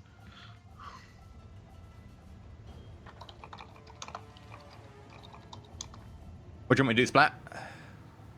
Go ahead with the original check that I told Okay, you, the cool. perception, I guess. I'll keep it easy on you. It's fine, I'll roll crap. 11. Oh. Looking down into the box, you count 1, 2, 3, 4. There's 7 sticks of dynamite, and they all appear to be adjoined by what looks almost like a belt, like you would put around your waist, except that, you know, it's a tiny bit more reinforced. It does look like there's strings that have all coalesced into a single fuse at the end. If you light it, maybe? Okay, so can I, like, pull out 3 of the sticks, put the 4 in the thing next to me, and just, like, use, like, a cantrip or whatever to just set that on fire and then run like hell? Make me to try and get it, because it's got like a band around it that looks kind of like a belt. They are affixed to one another with some I kind of still like have a knife that I amalgam. opened the box with. I just use a knife to cut the belt. And just 4 sticks there, 3 sticks run. It's reinforced with a steel band. Oh, okay, cool. So if you do a sleight of hand, that sounds good. That sounds like something that's applicable to you, to see if you can maybe jimmy some of them out. I've got a plan for these. 23. Yeah. You managed to do exactly what you set out to do. I put the 4 on the thing, which will take Okay. like 5 foot of my movement. The crate is now empty, right? Yes, there's nothing inside the crate. Okay, in which case it's probably fine on the track because it just get knocked out of the way because it's light and wood and there's nothing in it heavy, right? Uh-huh. So I put the 4 dynamite in there. I light them. I don't light them at the end of the fuse. Okay. I light them really, really, really close to the dynamite. And I leg it with my movement. Okay. Dax has no idea exactly how long the fuse is going to take, but there's a guy right next to that, and this would just be so funny. And then I'm going to leg it. It'd be so funny if the guy picks up the dynamite and throws it after you as you run. It might well happen, in which case... Why would you I'm give him fucked. ideas? Why would you It depends. do this? He might not know what dynamite Our is. Like, lives I have are no idea. difficult. And then I'm going to go this way because I've got to look for a thunderstone. Okay. And then, no, that took my bonus action, so I'm cool. I'm cool. You just stressed me out, Jen. I- You just stressed me out. I'm just like feeling it right here. I'm like, God. You know how much explosives do in D&D? This is going to be fun. Oh, Jesus. Dude, It's going to are be there- fun when that guy can't get it in time and he blows up. He's going to reduce is there- Dax to Fruity Pebbles. Do Oh, we have chunky salsa rules? Pretty No, in I D&D run- there's no chunky salsa, luckily. I run Dobby, here. it's your turn. There we go. You got it all set over there, Dax? Ah! You might want to put your hands over your ears when you're done with whatever you're doing. Well, what I'm doing is putting all 8 of my hands over this Kizrathi's ears. He has some kind of ears, right? Little rudimentary things. Yeah, And yeah. I'm gonna do shocking grasp on his brain. Go for it. I like the idea. It's just a crowd of Adabi who all just put their hands on him. Very nice. Uh, That's going to be a hit. Do you want to roll Eight again because you have advantage? He does have metal in his armor. It's already a double roll. See the dice? Oh, it rolled twice. Okay, cool. With Yeah. the 20, you deal 8 damage. Very nice. So you just place a hand right on its face as it's trying to figure out where the rest of them are, and the corporeal one of you goes like this, and you just hear, and you see him stiffen up for a second as he takes 8 damage. I'm still laughing at him that he missed. All right. That takes us back to Ollie, who's going to have to try and resist. That's all he really can do. Don't die, Ollie. Does that make it? It does. He actually manages to save finally, and he pops back out. But I think that uses up his entire turn. No, it's a saving throw. Never mind. He's good. It might be that he can make the same throw at the end of his turn, because that's what a lot of spells are like. I don't know what it is for that one. Let's see here. It is at the end of his turn. You're correct. Yeah. I was going to give him a turn, but he doesn't get Why a turn. are you doing this to me? Mormon is back up. I'm so stressed out right now. I'm like, you guys are making things difficult. Mormon is going to... Push him off the edge. He's going to Great Weapon Master this guy. Yeah. He's gonna take the -5. Yep. All right. Of course. Why not? Wouldn't have been a hit anyways. So he's going to go ahead and he's going to miss pretty spectacularly That's as he a winds up and you hear, -3. and he tries to take him out, but it's just not enough. It whisks through the air harmlessly as the creature dances backwards, holding its knife at the ready. Gray, what's up? All right. So I'm going to athletics check to try to shove this guy off the cliff. Nice. You know, like a good, decent shove. However, technically it's a skill check. Could I give myself guidance while doing it? Is that an option? Sure, I'll allow it. Okay. Guidance good. takes your action. Yeah. But can I? Is that like a thing? Can I do that? I'll let it happen. All right, there we go. He just knows I'm gonna roll a 3, and so he's just giving it to me. Okay, here we go. Athletics check, guidance. All right. In the name of Lady Grey. Guidance will break your die! concentration. Woohoo! And then I get to add my D4. Hold on. Okay, 20 total. And he There you gets go. disadvantage on whatever save he might get for a counter strength check. Except by casting guidance, you cancelled hex because they're both concentration. You did, Guidance but is he rolled a concentration 3. spell? Yes. Oh shit! I didn't know that. I never use guidance. Can I Guidance lasts for retcon 1 and say minute, I takes- didn't cast? It's It is a okay. concentration And here's the spell. reason why. Can I just say I didn't cast it? Because Hex is like way better and actually uses Here's up the spell thing. slots. Even if you rearrange stuff, you still won the opposed test. So your hex falls off of him, and as you No! barrel your shoulder into him, he flies off the cliff, and you just hear off into the darkness, and he's gone. That sucks. Hex is so much more valuable. Gray, I tried to tell you that you shouldn't have done it. I forgot because I never cast guidance usually. It's one of the reasons that it's not very good is they made it also a concentration. Yeah. You're Shit. like the guy. You're like the guy in MMOs who doesn't really know how to command their character so well. So they just press all the buttons when it comes to an enemy. They put on all these things and they take off all the buffs that everyone else has been putting on them. And like, damn it, what are you doing? It's funny because I just never play what are they called? Divine characters. Like I never play divine characters, so it's like that's always like my weak spot when it comes to spells. Like arcane spells, no problem. But divine, grrr. How many sticks were left in the dynamite that you planted for? 4. Okay. They're all gonna blow up though, because you lit it right there. There, right? You hear boom, and the rest of you are partially deafened for just a moment as a bright flash of light fills the corridor. Womp, The obstruction womp. is just barely removed. Just barely. And so the obstruction is now gone off the tracks. Did that affect the Kizrathi standing there? It did. He is instantaneously obliterated by shrapnel. There is nothing left on that side. As the explosion goes off, you know there was a Kizrathi there. There isn't shit left. Like, it's completely and totally gone. That brings us to the big Wormy's turn. Big Wormy going left to right. He's going to keep on Ollie. Ollie! 13 Nice. is not enough to hit with the tentacles. A 17 is not enough to hit with its bite attack. The rider is going to take his attack now. And he rolls an 22, which is enough to hit.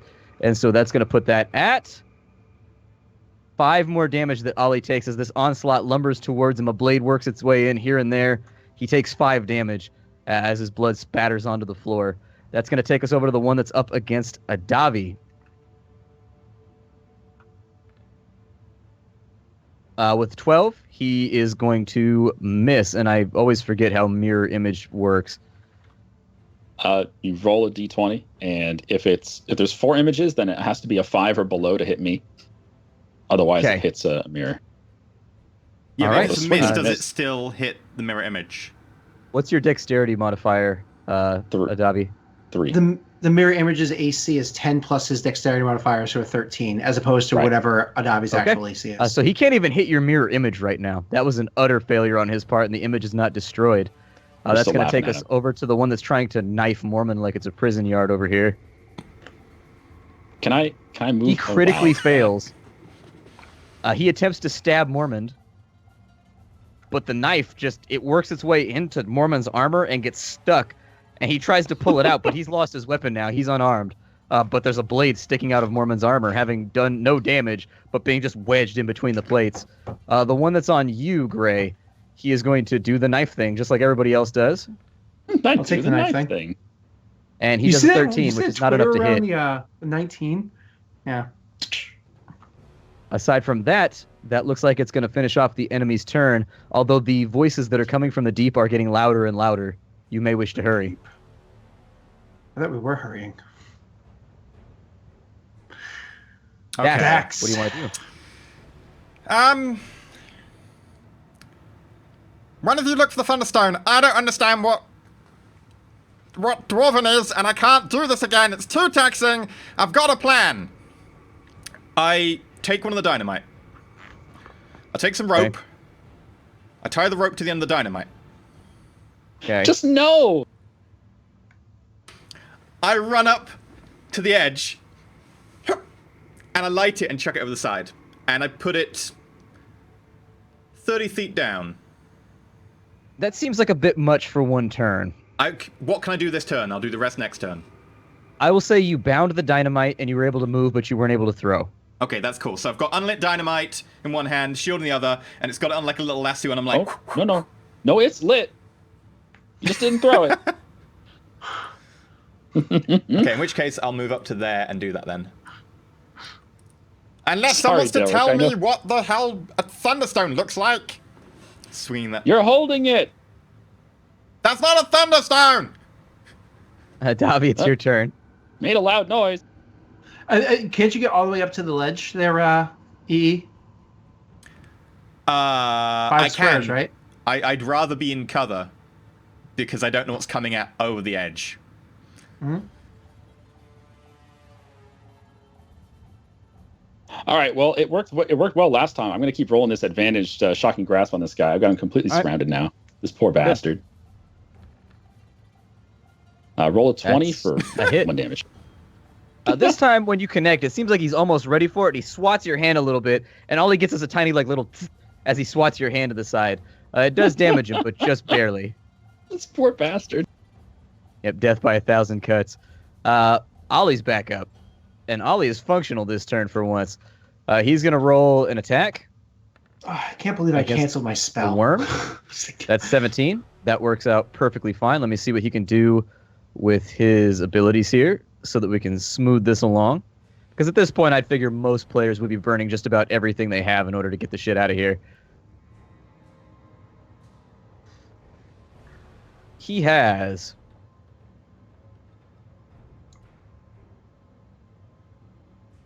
Ooh, yeah. He's going to use a sweeping attack to make this also hit the rider. Ooh. That's going to be 7 damage to both the worm and the rider as a large charging blow swings upwards, knocking the worm's head backwards. The worm's head impacts with the chest of the rider, sending him reeling. And so that's going to... The worm is hurt, but it's still up. This guy's holding his own against like this ridiculous enemy. You guys just abandoned him. Just abandoned him. Better hope he's not plot-centric. He's the guy who is our guide, who knows where the ammo stockpile is, who knows where the gate is. We don't need him. To be fair, he's fighting like one thing. We're fighting like 100 things. One thing and a rider. You know. A few more Kizrathi crawl from the holes along the side of the wall at the beginning of this round.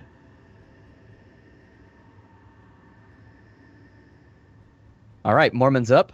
Mormon is going to continue fighting with his guy, unless anybody wants to shout anything at him and try to direct him otherwise. Why I don't we thought that send was more? what Dax was shouting. Yeah, why don't we send Mormon What does to go do that? Thunderstone look like? No, just go make him do it. Yeah. He's He 25 shouts back. foot movement. He's slow. Heavy black stone, he shouts back. Heavy, Slight blue shine. heavy. Real heavy. You do it then. He turns Hit and that thing, he shoves and when you this kill enemy that... backwards, Okay, do that. That's cool. disengages, and comes back over to here as he starts to head in your direction. The other thing had an eyeball on it. Is that Thunderstone? He stops for a second. He goes, seems right. That box! Great, it's your turn. I am going to attack. The other one's a... Yep, I'll just attack. Did you want to try and push him sideways? Because I would allow you to like judo grab him and throw sideways if you wanted to. No. I think I'm going to be an idiot, and I'm going to cast Hex again because I ruined it last time with my stupidity. Okay. I'm going to attack. Ruin! That's a hit. You Oh, said a knocked 5 the get one bumped out. to a 1? All right, so first I'm going to It still counted as a 5, though, if you look at it. It still counted as a 5. Oh, did it really? Yeah, it's Okay, a 13. I I'm must going have to add stopped just an enough. extra d6 from my whatchamacallit. So there's 16 damage it does. Okay. You take your blade, drop the hammer for me. That's a kill. Ah. Urgh. Nice. So that was my bonus, and then I'll just move over. Okay. You gotta drop that hammer for me, though. You killed him. I think it was the first time I've ever killed anything. Yeah. You gotta do your fatality, bro. That's our thing, is if you get the kill, you gotta drop the hammer. What's your fatality? How did you kill him? Oh, my apologies. You're asking for a description. Okay, so So I had rushed up to the guy. He had swung at me and missed. So after he like thrust at me and missed, tinged off my arm or whatever the case may be, I'll actually grab his arm with my free hands, and then wielding the greatsword and with my other arm, I'll literally chop his arm off at the stem, and then kind of like throw the arm down the pit and watch him kind of like stumble down the pit after it. Cool. Like, my apologies. You I killed apologize. something, guys. You're a Canadian warrior. I'm sorry I've killed you. Did you at least throw his arm into his face and knock him off the cliff with it? No, I let him go fetch. I was Aw. like, get that fetch, bitch. All right, so let's start from left to right, because what happens to Ollie is going to be the most important. Bad guys are going to go. The tentacles are a hit. Uh-oh. The bite? Not a hit. The rider's attack? Is a hit. What was his AC so again? let's You said do- it was 16? Yeah, I think it's 2 plus whatever chainmail does. So I've been counting it as like 17. Is chainmail 4? Yeah. Let me just double check. Either 'cause way. I might be able to reduce this. This will be my last thing I can do. I think I might have inspiration after this. This is Chainmail important. gives you an AC of 16 plus, whatever else he might have. Can you inspire with no line of sight? I don't need to inspire him. I need to get line of sight on the dude. Actually, the dude is higher up, so I don't know how big the rock is in front of me. I just need to see the dude because I'm disadvantaging him. I'm giving him cutting words. Okay. What's the range on cutting words? Oh god, 60 feet, I think. is it? Okay, I think so. I'm out of I'm out of range then. Okay. So he's going to take... Here goes the damage from the tentacles. That's a 5. He's got to roll 2d20 to resist. He resists. Nice. And then the damage from the rider is going to be a 60 d6 feet. plus 2. Okay. He Okay. takes 9 damage. As the tentacles grab him one last time, he's pulled forward, and the Kisrathi's blade goes straight through his throat. You hear a sickening squelch as the blade hits bone, and he falls. He's down. He's down or dead. We don't know. Or Somebody would have to come over and medicine check him. I know. God damn. And actually, Adavi's the only one that heard that. We got a whirring squelch over here. can I roll an intelligence check to see what the hell Davi meant by that? Nope, you're too far away. That brings us back to the Kisrathi that's fighting with the Davi. There goes his attack. That is going to be a hit. Let me roll to see whether it hits you or one of your images. It hits With a me. 5. That hits me. Oh, it hits you. He looks around and he tries to decide who to hit, and swinging randomly, Adavi, you're like, oh shit! It actually comes towards you, and you take 3 damage. I mean, it was kind of a flailing strike, and so you were able to minimize the damage by kind of moving and trying to stay out of the way. But you are hit. Is Mirror Image a concentration spell? I don't think so. If the robe is the one doing it, does it really matter? It depends Like- if you're It is casting it when- through the when robe. you- Yeah, Ah, you're still the okay. person. Yeah. Yeah, Gotcha. some items will I- maintain concentration for you, but it depends on the thing. It's actually got a duration of 1 minute, so it's not. Yeah, it's not a concentration. Yep. I didn't think so. Cool. Very nice. The guy with the dagger is going to try and stab Gray, but he's got advantage. I'm telling you, it's just divine things. I don't know divine things. Everything else, it's all right here. Divine things. I'm like, no. Gray, as a knife thuds into you, you take 5 damage. Okay. The one behind you also attacks with advantage. For a second hit. Mhm. So in total, you're going to take 10 damage this turn, Which Except as they turns both into kind of 4. combo on you. Yep. The Gray one with is the bow is going to ridiculous. fire at Dax, I'm behind a rock. Oh, that's cool. but he critically fails. His bow snaps in half and is no longer a valid option. As that Nice. occurs as a free action, he pulls his knife and using his Ow. movement, jumps over the chasm right here to join the fray. He's going to make an athletics check.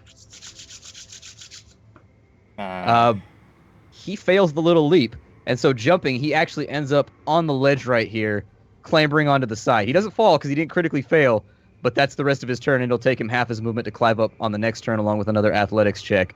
The one that's fighting you, Dax, is also going to go Bring for it, another bring it. strike. Bring it. With a 10, he fails to hit you. And that Doesn't is even gonna get bring near us my full armor. circle. Yeah, it was just a terrible swipe. That's going to bring us back to Dax. What do you want to do? Right. I got my turn.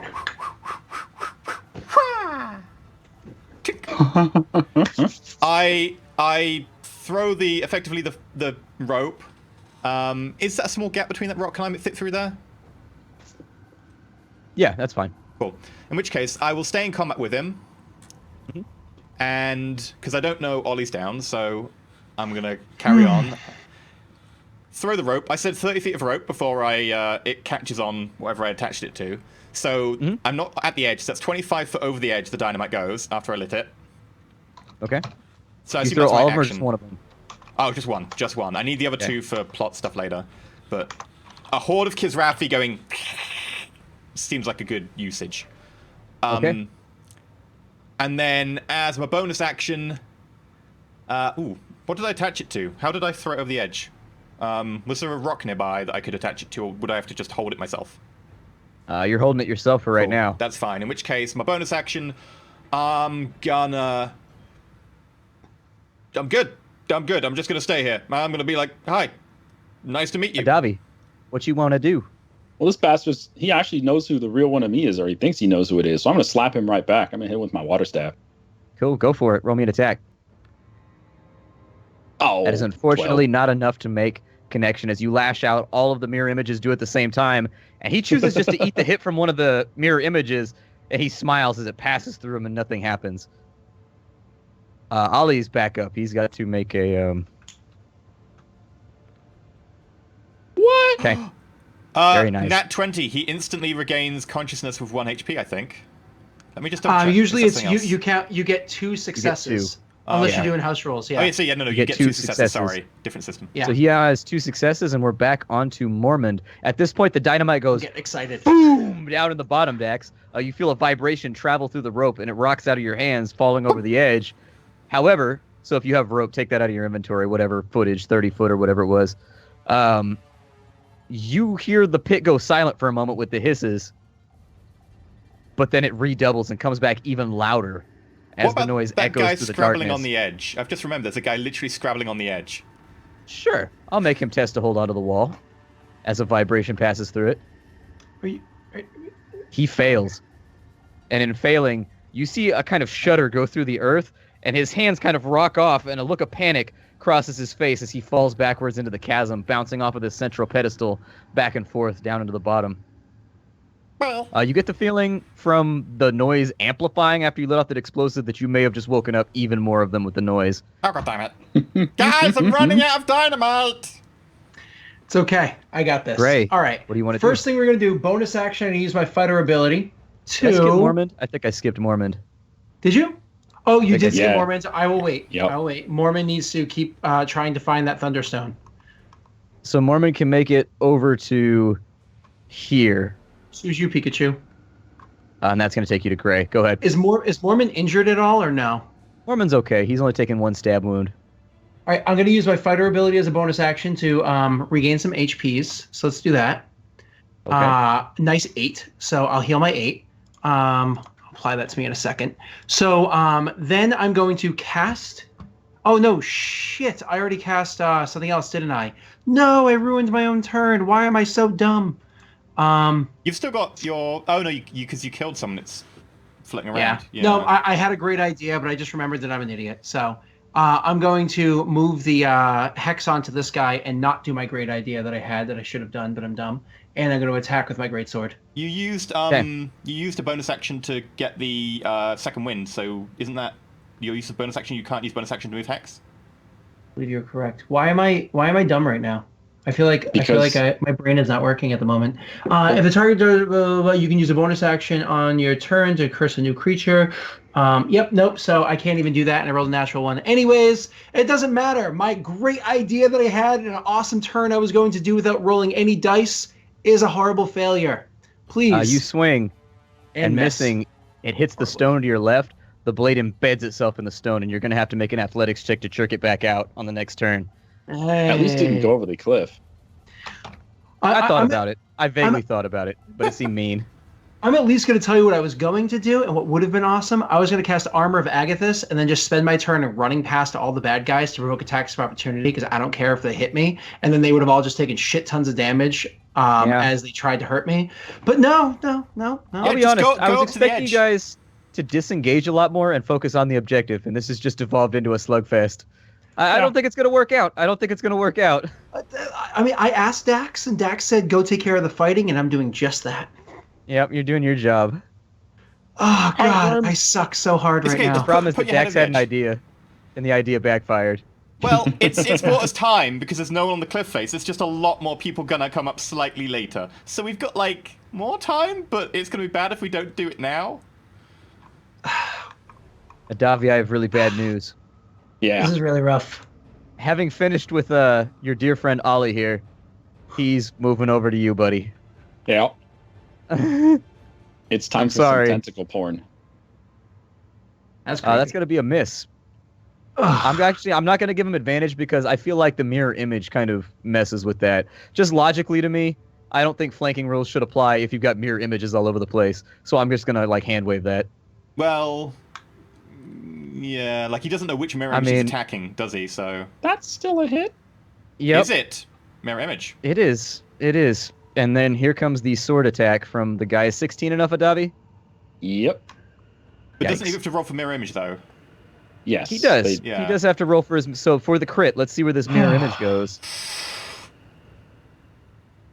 Very Oh, nice. Yes. It's an image. One of your mirror images is struck by the tentacles as they try to grasp him, and you see the mirror image flinch for a moment before going poof and flashing into darkness. I'm going to get rid of this one right here. Next up is the other attack, so we got to roll that one more time, and I think it's got to be above an 8 this time around. And indeed it is. Thank God. Oh, man, The that sword strike goes tickled through. that 7. and your second mirror image goes poof as the blade passes through it. And that's going to take us over to... Does anybody else feel like the snake slowly, like, tightening its grip around us? Like, anybody else feeling like things are very quickly turning south? He's attacking you unarmed, Gray, right now. And he critically fails at that, too. Falling onto his face. Free attack. Go ahead and swing on him. My sword is stuck in the stone. I mean, do you have anything else, like a knife or a punch? Sure, if I could draw and stab him with Throw him to the dagger side. out, Throw him to the side so you can kick him I'll over the allow side it. next turn. Sure. I'll allow you to move him by 5 feet if that's what you want to do instead of attacking. No, I'll take that. Yeah. I'll absolutely take So that. you quickly use his fear of your dagger as you dash inwards. He rolls sideways towards the side of the cliff. You no longer are flanked, and he's right on the edge. The other guy on the opposite side of you loses his advantage. We'll go ahead and roll his attack. That's an 11. It's going to be a miss as you attempt to move that guy over there. The one that's on Dax is going to make his attack now. 21. Ow. You got anything to... No, I'm going to take it. Just an ow, huh? I'm going to take it. 4 damage, Dax. 4 damage as his blade or his axe drags across you. Ow, that hurt. Thank you. And that brings us back around to Dax. Mormon's got the box, so I'm here.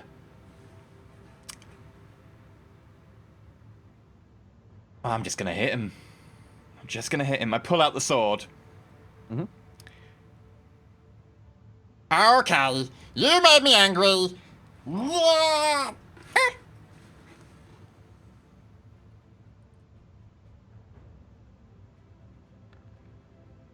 Very 24. nice. Roll me some damage.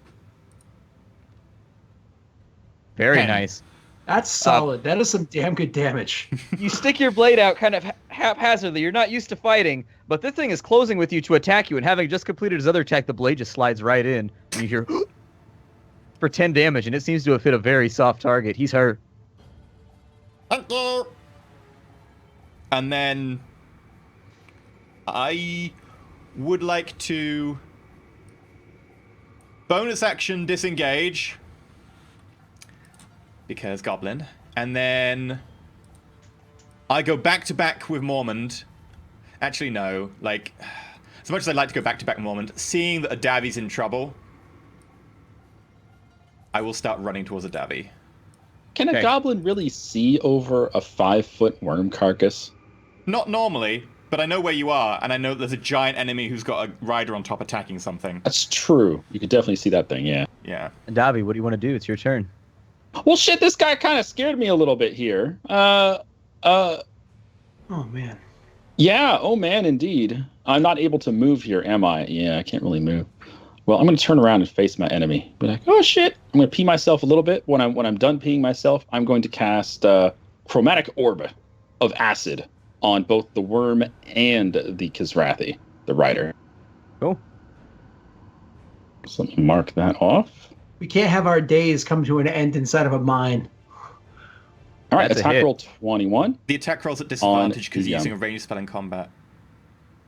Oh, is this a ranged spell? You're right, it is a ranged spell. All right, let me roll again. Oh, crit fail.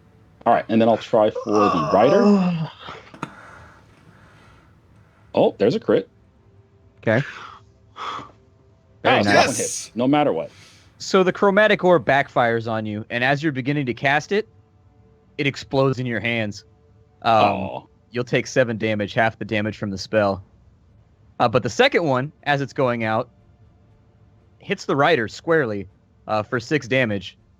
He is now hit, and you see him tumble off the back of the creature, and he is dead. whoa. I can no longer very easily see Adavi other than the tiny bit of a worm occasionally popping over the dead worm in front. All right. Ollie's turn. He's got to make a test. He could be back up on this turn. He might not be back up on this turn. Oh, He's not that's one back up failure. on this turn. That's He's his back first down to 1 failure? success. That's his first failure. He got a Yeah. crit success, and then he got a failure. So that's 2 successes and 1 failure because it's 2 Yeah, so different. he's on 1 success right now. He's still in good shape. Mormon's back up. He's You on don't, two you don't generally successes. you don't generally lose successes. It goes. Yeah, I thought it goes down by 1 whenever you No, fail, no, and no. it You goes get up by points 1 whenever you towards both. They're succeed. separate. So Yep. no matter Oh, okay. what, So you he's got 1 eventually- failure and he's got 2 successes. Cool. More creatures begin to climb out of the chasm, guys. Fuck me. Oh God. This is not a fight. You muted for a second there. Oh, sorry, I was doing things. This was not a fight you were supposed to be fighting. I thought I'd cleared it for a little while. That was my cunning plan. It's not worked. Oh, you're in the hornet's nest, man. There ain't no clearing out bees when you're in their nest. It's Mormon's turn. Be useful. He closes the gap. He's going to make an athletics check very quickly to break open the crate. I've got so many windows open right now, so many pop-outs. A I'm, like, dwarf without squirming over here. athletics.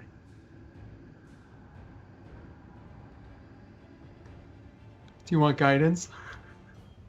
You might want to. Guidance is touch. Guidance is an action. Yeah. It's an action. It's touch. It's yeah. I know. He slams into the crate, But it's a concentration too.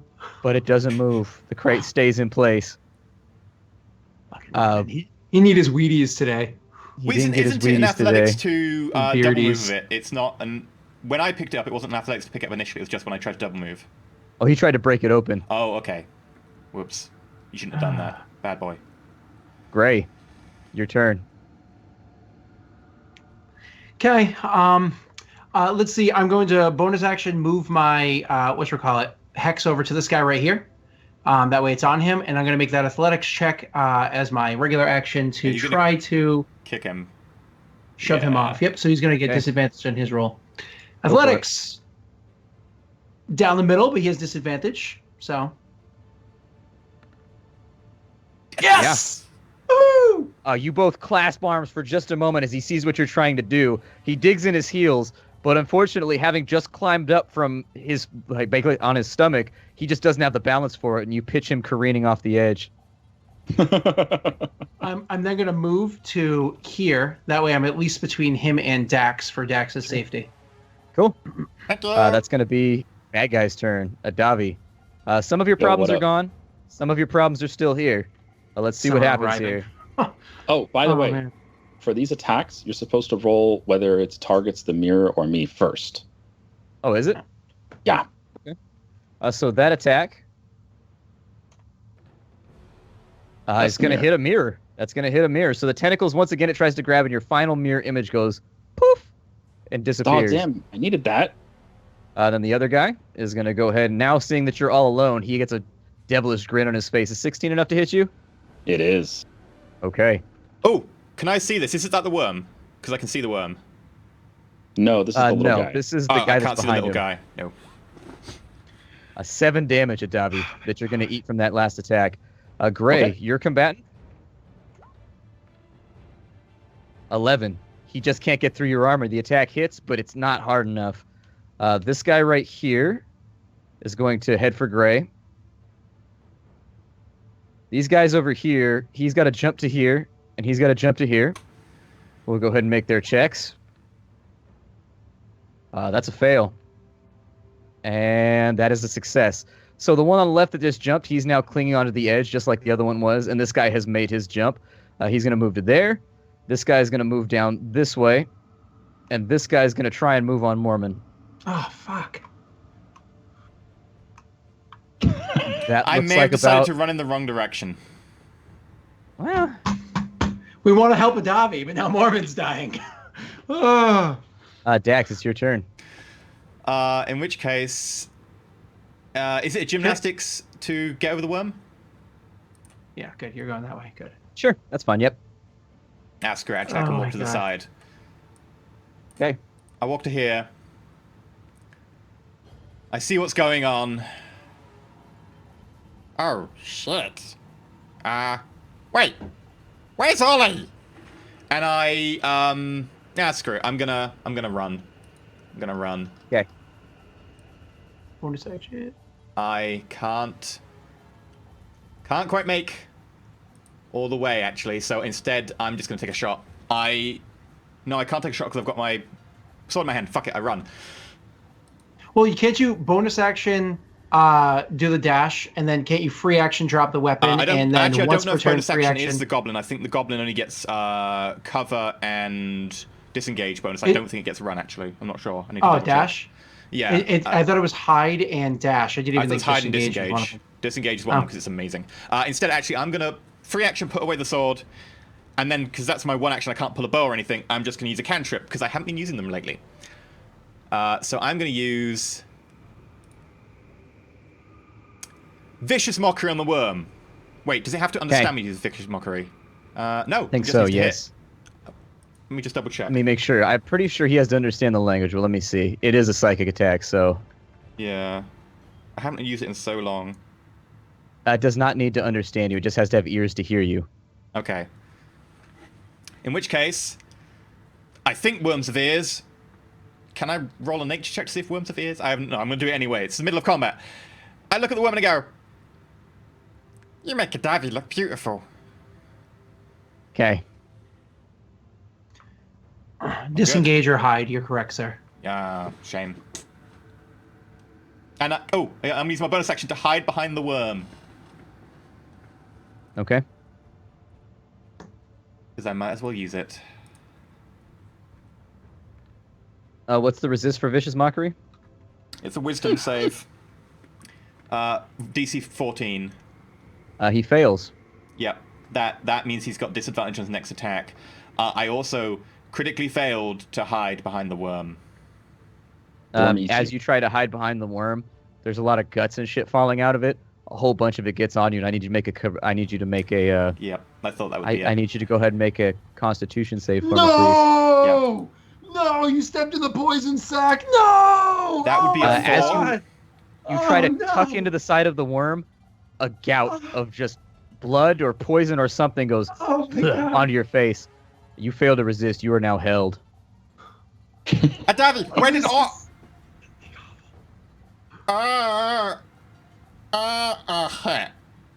Shut up. Here I go. One part Okay. is happy that once Dax can't speak, but Help! Help! Help! oh, shit. Fuck! Help! It's your turn, Adavi. I don't know what the hell's going on behind me. I got a worm in my face, and I got this axe dude behind me. This is bad. How bad does a worm look, by the way? The worm is rough, but the worm is still definitely up. I forgot to roll damage for Vicious Mockery, by the way, because it's 1d4. I don't really care. Yeah, go for it. It's 2. 2 psychic damage. So he's a little bit more hurt now. It's mostly emotional wounding, though. Yeah.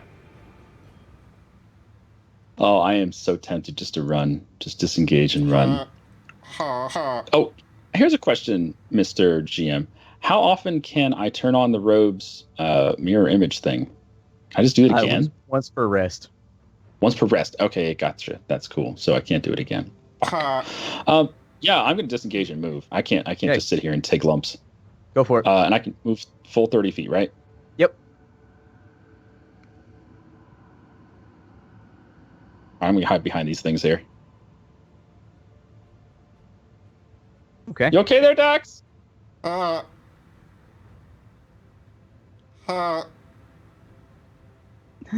Ollie's turn. Let's make a test.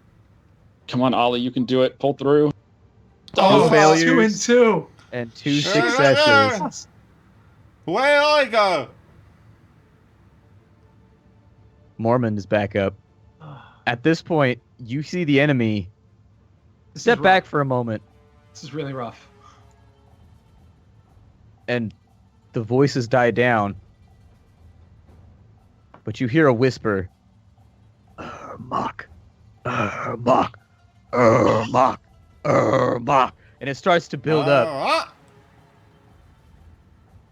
This one right here steps back from Mormon, and they all start to gather around the edge of the pit, and they start clanging their shields, or if they don't have shields, banging their weapons against their chest armor. The vibration going through the air is positively deafening.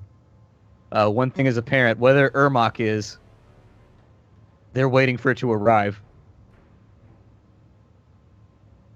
Mormon sees this. He's going to try and knock open the crate again. You just cast like Hadouken and just like knock them all off. Oh, come on! Still can't get the top of the crate off. Effer. Spend his movements and Instead- just drag it. Just drag it. Just drag it. He's just going to drag it. Oh, He's my just going God. to drag it as far as he can back this way.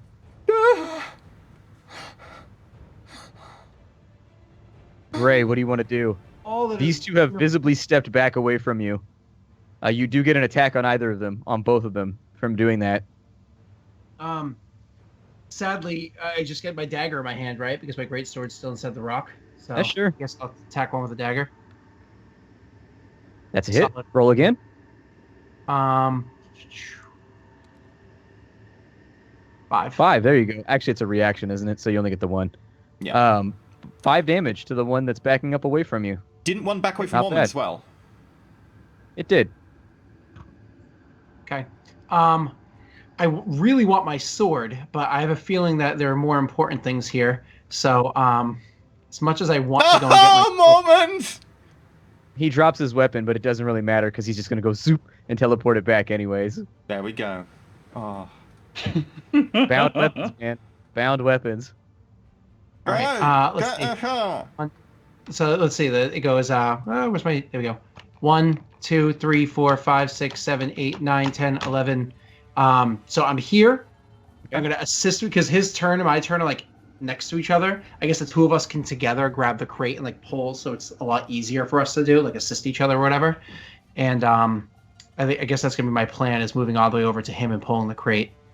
Okay. So, And with that, we're going to take our break here today. Will the party survive this? It is looking No. sketchy beyond all belief right now. It is looking really sketchy. The party, I expected you guys to just ignore the bad guys. I was like, I think they'll just ignore them and just keep disengaging and keep doing whatever they're doing. You guys did not do that. Well, We'll see the how this plan turns was out. they'd distract them, and I'd do the, like, breaking open the crate. I failed to break open the crate twice. Then Mormon tried. He failed to break open the crate twice. It's difficult, man. You got to roll. We've had some bad rolls today. We need a crowbar. First purchase, crowbar. We'll see you all in about First 10 minutes. Thanks for coming to Roll4It purchase. D&D, everybody. Get a so crowbar. cry. Get a crowbar. Follow the Freeman.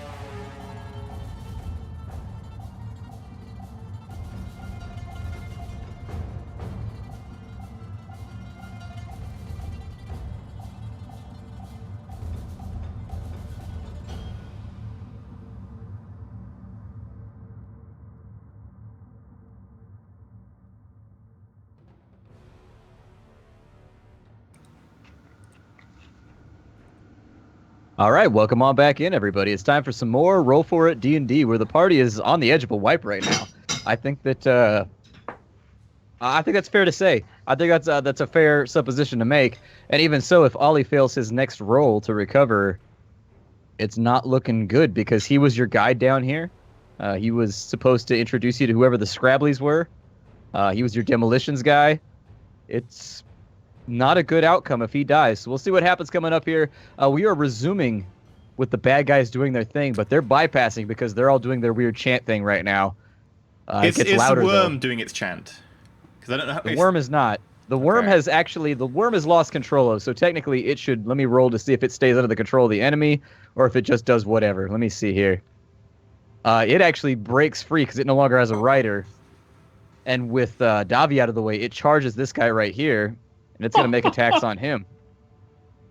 I'm so glad I got out of the way. That's a hit with the tentacles. Nice. And that's a non-hit with the bite. So with the tentacles, he's going to do 6 damage. And then this guy has to resist to not be held. He fails. And so now he is held by the poison. And so he is now officially paralyzed, having taken that damage right there. All right, so that puts us on Dax's turn. Dax, what did you want to do? I want to break free of Not being die. paralyzed. Which I cannot do. Fail. You remain paralyzed, unfortunately. Of course I do. Davi, what do you want to do? Well, if these guys are all distracted, I'm gonna make sure to do some damage to them. I'm gonna let's see. Do I want to waste some spells right now? I don't think I should waste any spells right now. What's the range on this? What are we crap? supposed to do with that machine that you're standing next to? We put a thunderstone We're in it. supposed to Thunderstone, put all right. the Thunderstone in it. Yeah, we don't have the Yeah. Thunderstone yet. But do we need to prep it or something like that first? Like, is there anything that we need to do prior to Ollie putting it inside there? knows. Yeah, Ollie does knows. know. Yeah, Ollie I'm not does gonna waste. know. Ollie, a medicine check? I don't have. I would fail that so bad. And we I are, would Worth like- a shot, though. he's a nim Can't get Olive that. check, yeah. All right, I can give it a shot. Let's see. How far are we? 1, 2, 3, 4, 5. Let's see, 6. Like there. That's the first. I can't get to Ollie right now. Oh, I could dash. I can dash, right? But then you wouldn't be I able to will do allow anything you about a it. dash and attempt it, just because Ooh. it's a last-ditch effort. A last I'm gonna movement jump- of heroism. Jump into the minecart here and attempt to medicine check Ollie. Let's do it. Oh boy. Hey! 17. You succeed! He looks bad. He looks really bad. And as you launch yourself over the cart, blood is everywhere. It's leaking from his eyes and his mouth. He's barely breathing That's with like not a rattle. normal, right? It's not normal. For some reason, though, you reach into your pouch. There's nothing. You reach into his pouch. You find a health potion. Is it like a bottle, like a little bottle with a little cork stopper? All right, I pull out the cork stopper and I just shove the open end in his mouth. Very nice. I was half expecting a Davy to go, oh, look, tasty, and just drink it. He revives with 4 HP as he goes and coughs up a load of blood and begins to crawl forward on all fours. Hey, nap time's over. Right. It's his turn. Shady gets a turn now. Yeah. He goes back into the fray. He's got to go fight the worm. You know he has to. Back It's into the dwarvish fray. pride. It's dwarvish honor. He has to. It's fine if it He goes has to down. go after- It was only the inevitable of this turn anyway. It's fine. He can't even get to the guy, can he? Standing up is half your move. I suppose maybe he could just get to it. He can He roll can. there.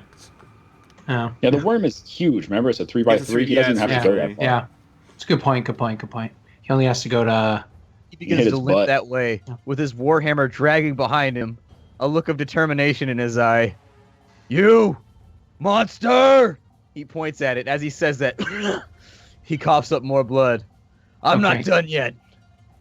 And he Now he makes has his TB. attack.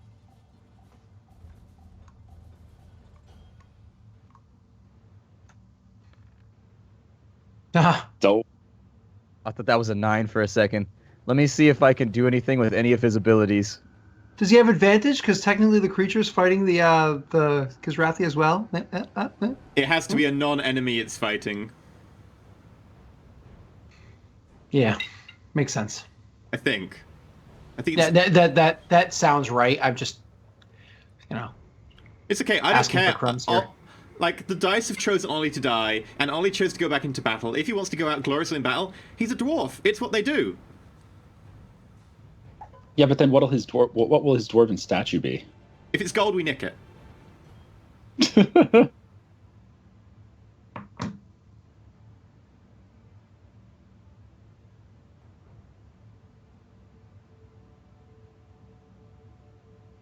All right, that's a miss. That takes us to Mormon's turn. Okay, before Mormon starts his turn, I'm just saying that I brought Mormon a crowbar. As a matter of fact, I brought a crowbar for me too. You know what? More than that, I actually have little ones for Dax and Adavi to help out. I got some crowbars, okay? You get inspiration "Fuck dice this for shit, we're gonna originality. open this thing up, okay? Yeah, take I have an inspiration crowbars. die.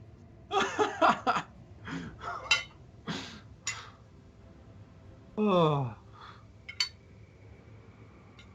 What do you want to do then? Are you going to help It's him one get it turn. open? Yeah. I mean, if we can open this thing up so we're not dragging the whole stupid thing, if we could just find that damn stone. If Mormon can roll with inspiration, then maybe we could find the thing and just start running with a stone instead of... Oh, come on, I was right off that 20. That's still good, though. With the 17, you hear the crate go, "Nyah," pop, and it's open, and indeed it is a crate full of heavy egg-shaped black stones with a slight blue shine. Awesome. So if that was like his turn or whatever, can I use my turn, or can we both do? I don't know exactly how we're playing this out. Still to get grab your like turn. several of them. Awesome. Yep. Can we grab several of them and just start like dash actioning back? That's fine. Okay. So then I will make my way to. I have to step around that stone, so probably right about here. You just see me going...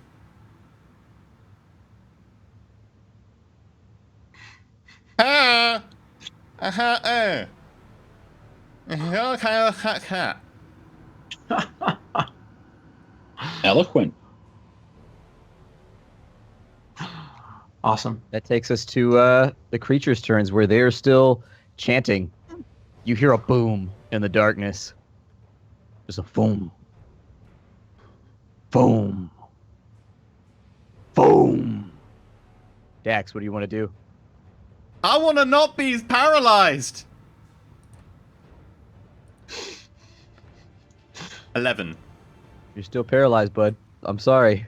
You're still paralyzed. You're not sorry. This is rough. Adavi, what do you want to do? I'd be stress eating carrots and hummus.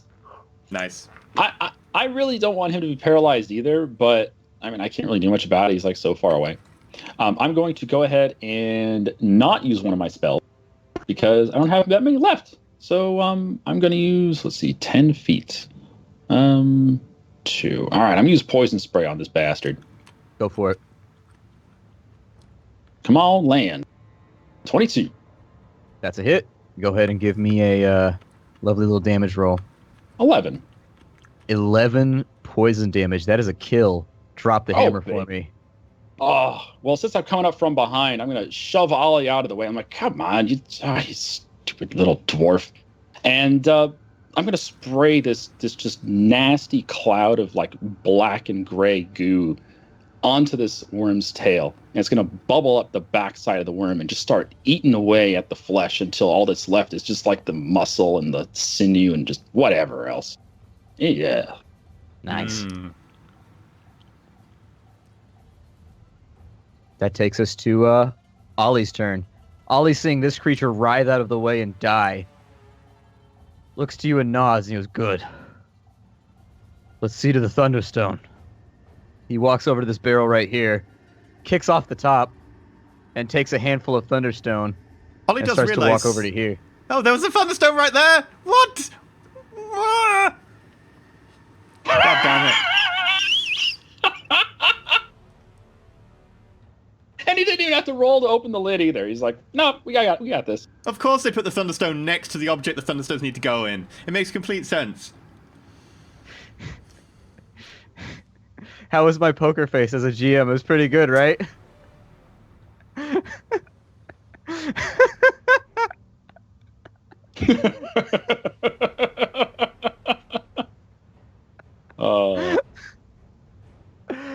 Okay, Mormon is back up. Mormon is going to grab a handful just like you did, Gray, and he's going to truck it on after you. I assume your movements are the same, so he's going to pull up right behind you.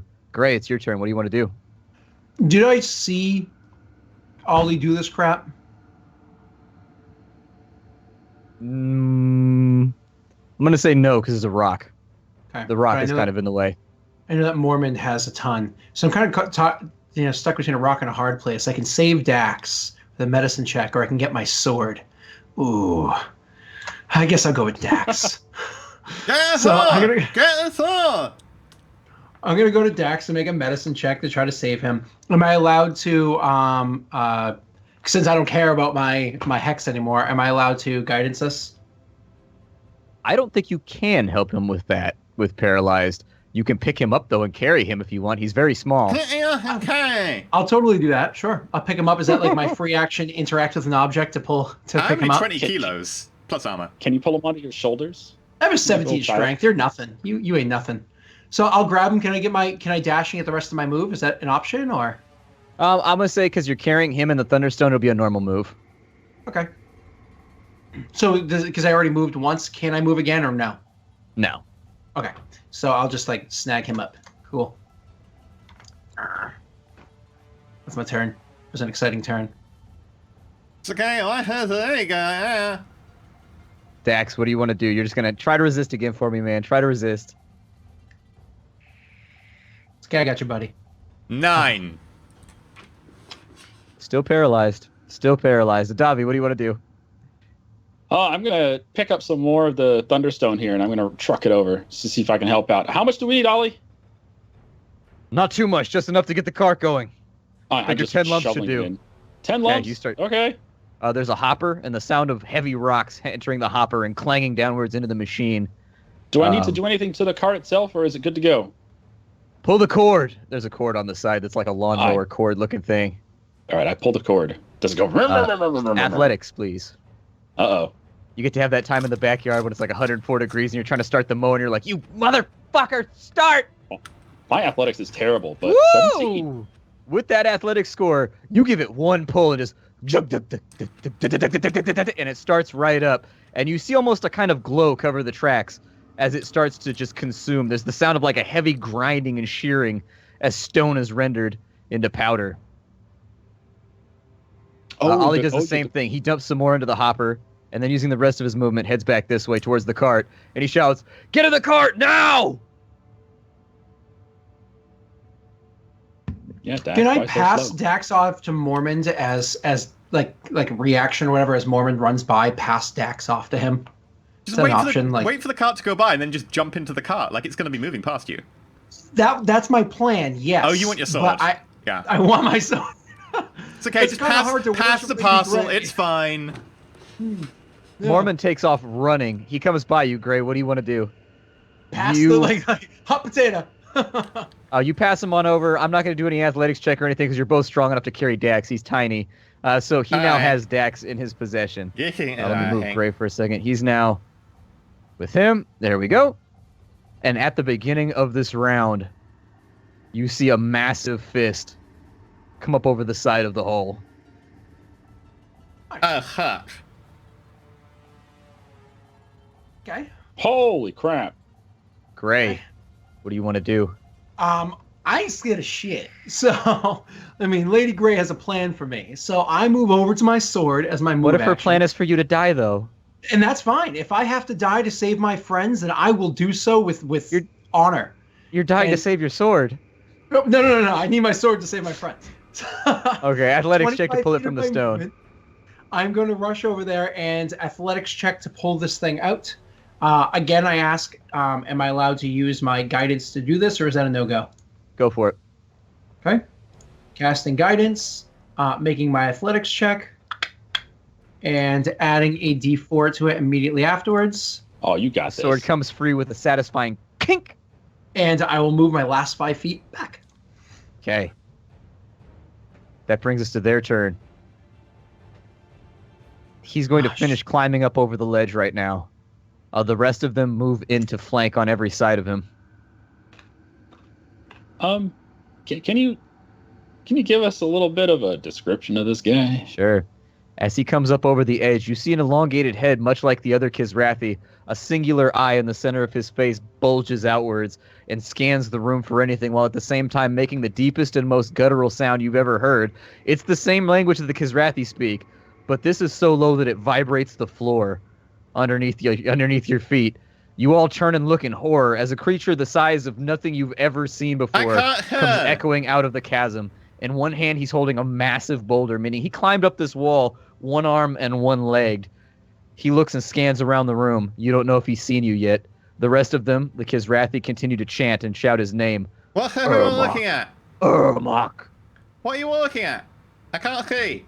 Someone turn me around. We're out of combat right now. What do you guys want to do? Act quickly, because I am keeping count. I want to resist. What I should have done was throw my hex at him and have Dax give me I resisted. guidance and tackle. Break out. But everyone, get in the thing quickly. If he gets to the tracks, we're screwed. I jump in the first car. I'm helping Ollie with the Thunderstone. How long does it take us to fill up 6? You said, right? Not bad. I mean, you just dump your armfuls and it's good to go. Okay, I'm gonna hop in the cart then. Okay. I mean, I'm Mr. Defensive, so I'm gonna, if there's gonna be an attack, I want to lure it to me. So I'm just gonna kind of like stand here and wait for the cart to rush by, and then I'll jump on it as it's going by. But in the meanwhile, I'm just gonna kind of like have its attention on me. He hasn't seen us yet. Be stealthy. Yeah, stealthy is like literally not in my dictionary, with my -1 and disadvantage. Try anyway, because it'll be funny. As you jump into the cart, Ollie takes the position he was in before, and you hear a slam as he puts the lever down. The car starts to and it starts to go forward. He shouts, "How fast?" Very! Track is curvy up ahead. It's a risk. Would you rather we get attacked by that? You see him put a thumbs up. He's like, "I hear you. Let's go!" And it picks up more speed than you've ever seen this thing pick up before. Is this a test for him? Is this a test for him to pilot it, by the way? No, it's working now. You guys fixed it. I know, round the bend, because it's going to be risky. Because you said it was a risk. If it's going to be a test, I would like to inspire him for it. You may inspire him, but I'm not going to tell you what's coming. I'm going to inspire him anyway. So are we moving yet? I look at him. I lock my eyes with him and go, if we get out of here, I will buy you a beer in like a gold flagon. Not like actually made of gold, plated gold. But I will buy you the flagon as well. Gold. He says, "I like gold." As the cart begins to rattle forward, you're about right here. What's your cart order? I'm not going to go through the effort of binding everybody into the cart and making sure they're in the right spot and grouping it. So what's your cart order? I'm in one. Front. Whatever I jump into. All right. Well, I got in first. I'm in the front. Yeah. Whatever spot I jump into. So do I need a roll to jump into this thing, or is it slow enough when I'm like, because I'm right by it, that I can get into it? No problem. As the cart's approaching you, this creature steps forward over these rocks and gets to right here, coming straight for you, Gray. Its lumbering walk, it closes the gap right when the cart comes in behind you. As I see it, I look at it and go, "Hi! Hello! Do you understand me? Hello!" I wave at it. I raise up my hand. Ormok! It looks at you and it says, "Fizzle Spark." Ah, excellent! You speak common! This is really helpful. Because I'd really like it if you would work for us for the price of 1 gold. I chuck 1 gold at its foot. And really It doesn't speak your language. It just knows your name. It's okay, I wouldn't know that. And I chuck the 1 gold at its foot. It's really kind of you if you could kill all your friends. And I use suggestion, which auto fails because he doesn't speak our language. It was a good try. It was a good try. I'm going to whip around and try to hop into the cart, calling out, "Mormond!" as my voice cracks. Like hoping that he's going to grab my arm and help pull me in. As you do this, he swings the rock at you. Make your acrobatics check to dive into the cart. Uh-oh. You mean athletics? Nope, Oh, acrobatics. God, acrobatics. Oh, God. Athletics would get you there, but it might not land you properly. There you Okay.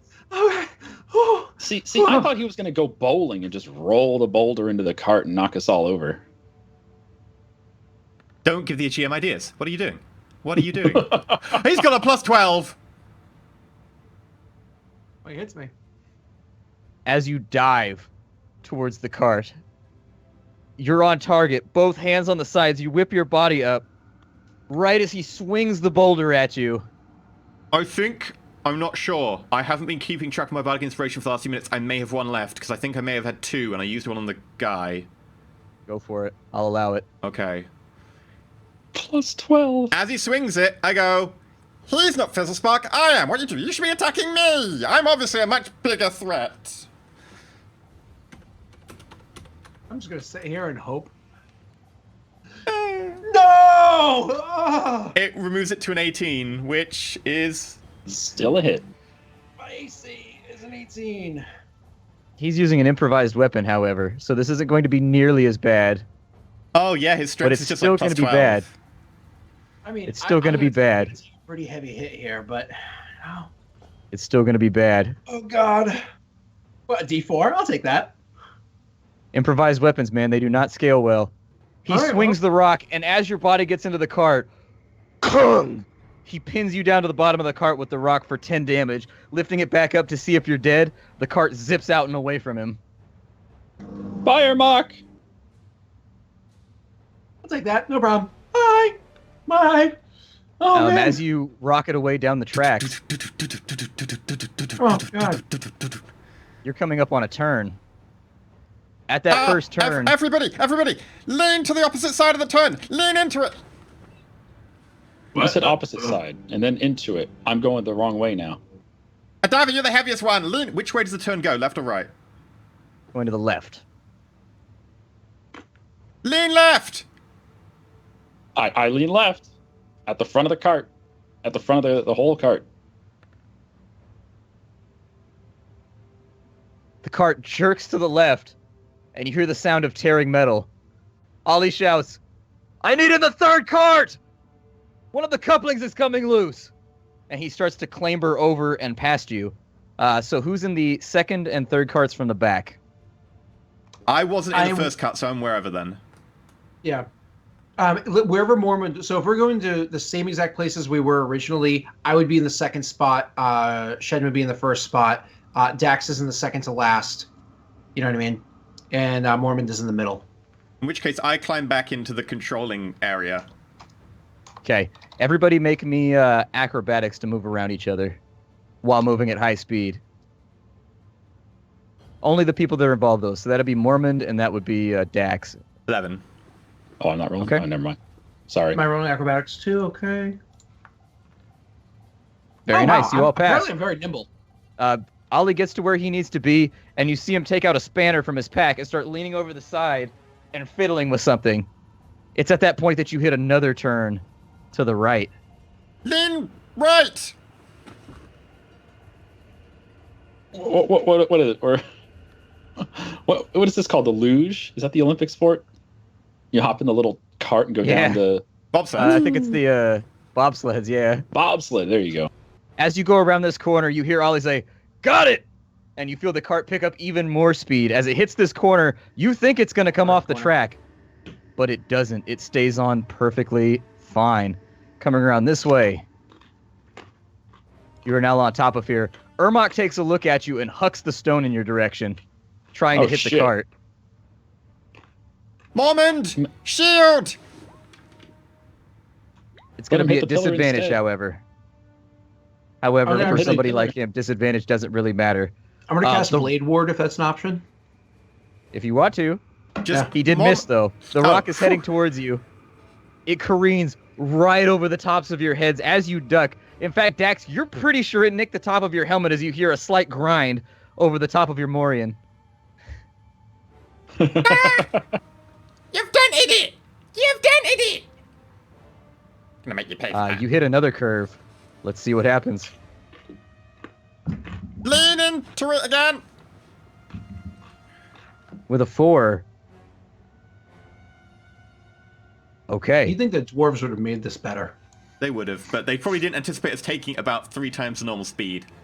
That, and it's down below the earth and hasn't been maintained in like 6 months, you know, like it's I think the problem here is that Splat is not dwarvish enough to understand the correct way to make some tracks. That's what I'm going to go with. That's it. You fall off the cart and die. Come on.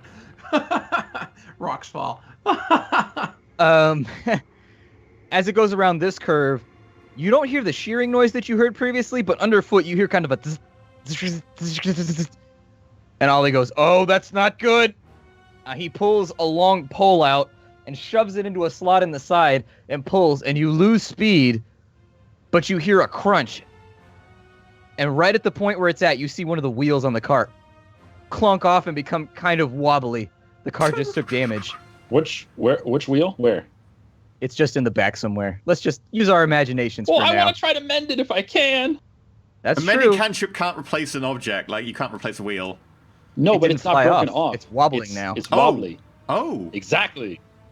You are I'm either gonna in the turn my last fat cart or ass- the fourth cart. He's in the third cart right now. All right, well, I'm gonna get my fat ass to that wheel if I can. Can I, like, grab Acrobatics him and, check like, to switch help him places. move? Can I help You tell him what move? you're doing? Me Yeah. tell him? Yeah, Okay. I'm on the ball. Let me fix the wheel. Son, No! critical fail! Move Well- it, fatty. As you try to step over into the cart, your foot slips off, and you fall into the gap, getting stuck by your gut in between the two carts, where you're hanging over the ground right now with your feet. You tuck your feet up as fast as possible so they don't get sucked underneath the cart. He turns around and he goes, Little "Oh, help. by Edmond's mercy!" And he tries to shove you back and out, but at that point, you've hit the second curve. At the Well, next Wait, curve. what happens when someone's trapped in between the cart as the carts go like that? Probably not good. Probably not good.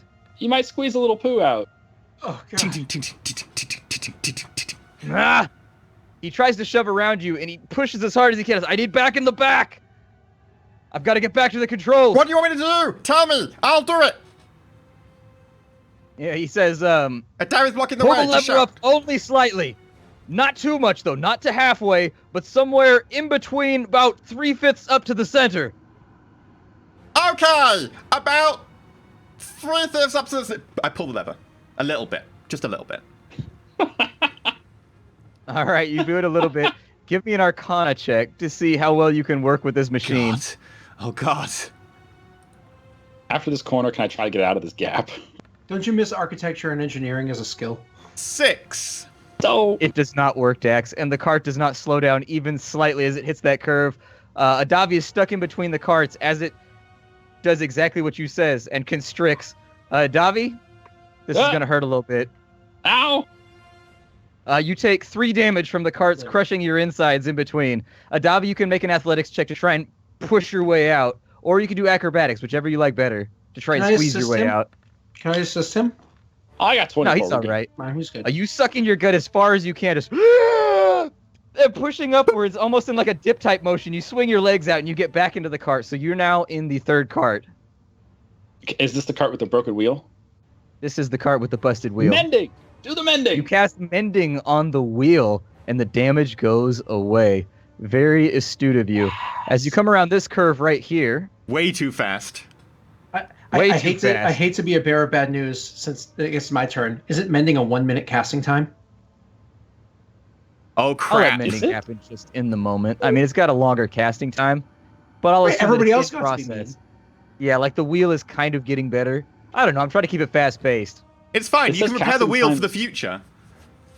It says casting time is 1 action. It doesn't say how long it takes to repair. Yeah, it takes you a minute Is to the cast duration it. 1 minute? Yeah. The duration Everyone is make instant. me The a deck duration's instant. save.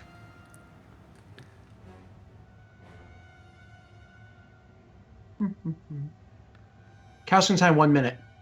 Yeah, so it'll take like a minute to cast, and then when you cast it, it goes thoop, and fixes. Instant. Yep. But we need it Interesting. fixed Okay. anyway, so you might as well begin casting it now because we need it fixed for the future. Oh, I can't.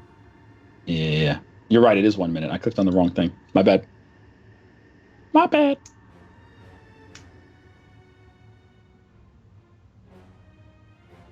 All right, does everybody have their dexterity saves up? Yep. Oh, 30. you I did dex not save? make a deck save. My apologies. I'm making one right now. Oh, why am I making deck saves? There's no bueno. No bueno. 11. Ooh. Okay. 9. So, we've got Mormont, we've got Ollie, and we've got Gray.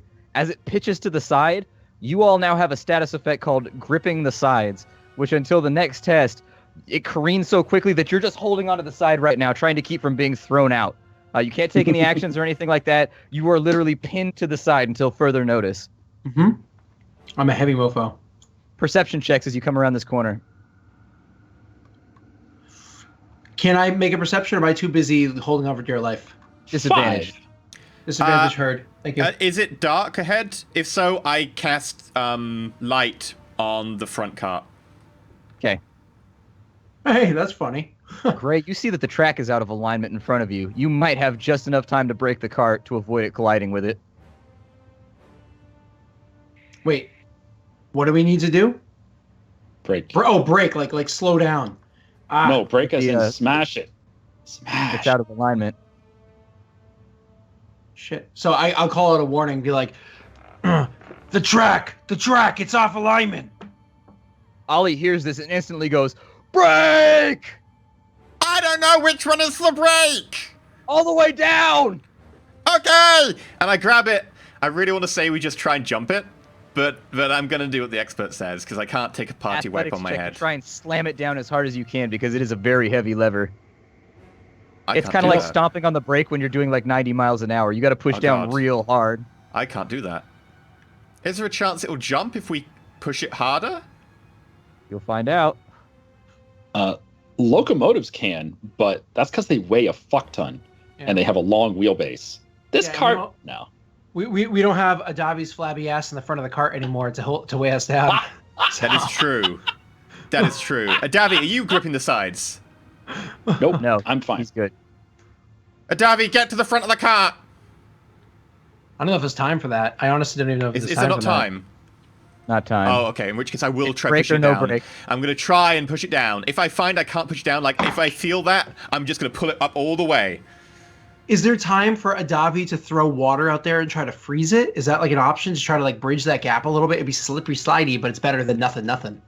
You know? Dax, you jump up in the air and land on it with both feet, slamming it downwards. The rest of you are pitched forward, and as the cart comes to a halt, throwing you all forward, Ollie looks around quickly as, "The alignment!" He hops out of the side of the cart and runs over, producing a hammer from his pack, and begins pulling the track to the side as hard as he can, but it seems like he can't manage it himself. As a team, I'm going to need a team athletics check. I will gladly boy. roll. I am not gonna get out of the cart and help. I'm gonna be there as soon as it's in alignment. I'll push it and everyone can jump in. I'll get us a quicker start. 15. Awesome. Okay. I'm terrible. I would like to guidance Adavi as he goes past, though. Oops, sorry. I had roll disadvantage. Let me do that again. Okay, go for it. Athletics. There's a 15 with my guidance to make it a 16. It doesn't sorry. seem like you're going to be able to do it. And as you hear this, the sound of Kizrathi climbing up all around you begins to become apparent. You turn and you see Armok on this side, who has picked up another stone, and he's getting ready to throw it. Meanwhile, several more combatants... You're He's muted. mute. You're muted. Sorry. Several more combatants are climbing out of the holes on either side of the tracks to try and stop. Adavi, freeze it. Hold on. Yeah. 1 second. We haven't gotten to your chest yet. Okay. It seems like you're struggling. You're really having trouble getting it aligned. But in a moment of glory, Mormon runs up with a critical success and grabs it with both arms, his biceps and his triceps just bulging out of his armor. You hear him go, "Ah, Edmond's will!" And he shoves it forward. You hear it clink. in a Down, lever down, satisfactory fashion. lever, all the way up, all the way up. You pull the lever up and it starts to move. Everybody, acrobatics checks to jump back in while it's in motion. Mother effer. 16. 18. Wow. For some reason, I'm extremely nimble. It's that custom fit armor, full man. plate, yeah, this full plate ain't got shit on me.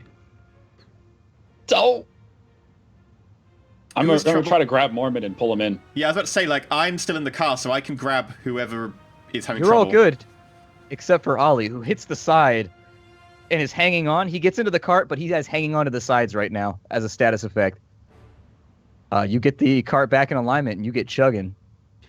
What page is that status effect on? Hanging off this. Is It's that in a the new one? optional Well, I mean, minecart supplement. Yeah, where's the minecart chase section of the DMG? I assume that As set you go effect means past he is here? to check ever so often, or he will fall off, and he can obviously take no actions. Well, we can try to help him in, right? Yeah. Or Which push him spot off. is he trying to climb into? Oh, which spot is he trying to climb into? That's scary. Why are there that many dice They're being shooting rolled? at us. I don't- Why Three is arrows that fly happening? out. Are they shooting at the like- back of the cart? That's me. Oh god, Second cart, and last cart. that's me, and Dax. The last shot was an 18, right? It was indeed. I normally have an AC of 18, except the fact that... How high is this minecart? What sort of cover did it give me? Because I'm not that tall. It clanks off the back of the cart, but it does deal damage. The cart takes 3 damage. The rest of you, with the 12, who's in the second cart? Because they're the ones going to take most of this. That's Right, me. I believe. Okay, My Dale Rick, the AC is first 18. one, it hits the cart and misses you. So the cart has now taken about 7 damage on top of whatever it took from the mending, but I undid that. And then one arrow manages to work its way through, and It's you're struck right in the back of your shoulder for 7 damage. AC 18, or was that just the 17 wasn't including the modifier? The 17 wasn't with the modifier. All those have +4s. Completely understand. Gotcha. So I take 4 more. Ouch, God, I'm hurting. All right, you How hit another hurt? corner. Oh, I have no spells, actually. Shit, no, I can't Let's help. find out what happens. With a 14.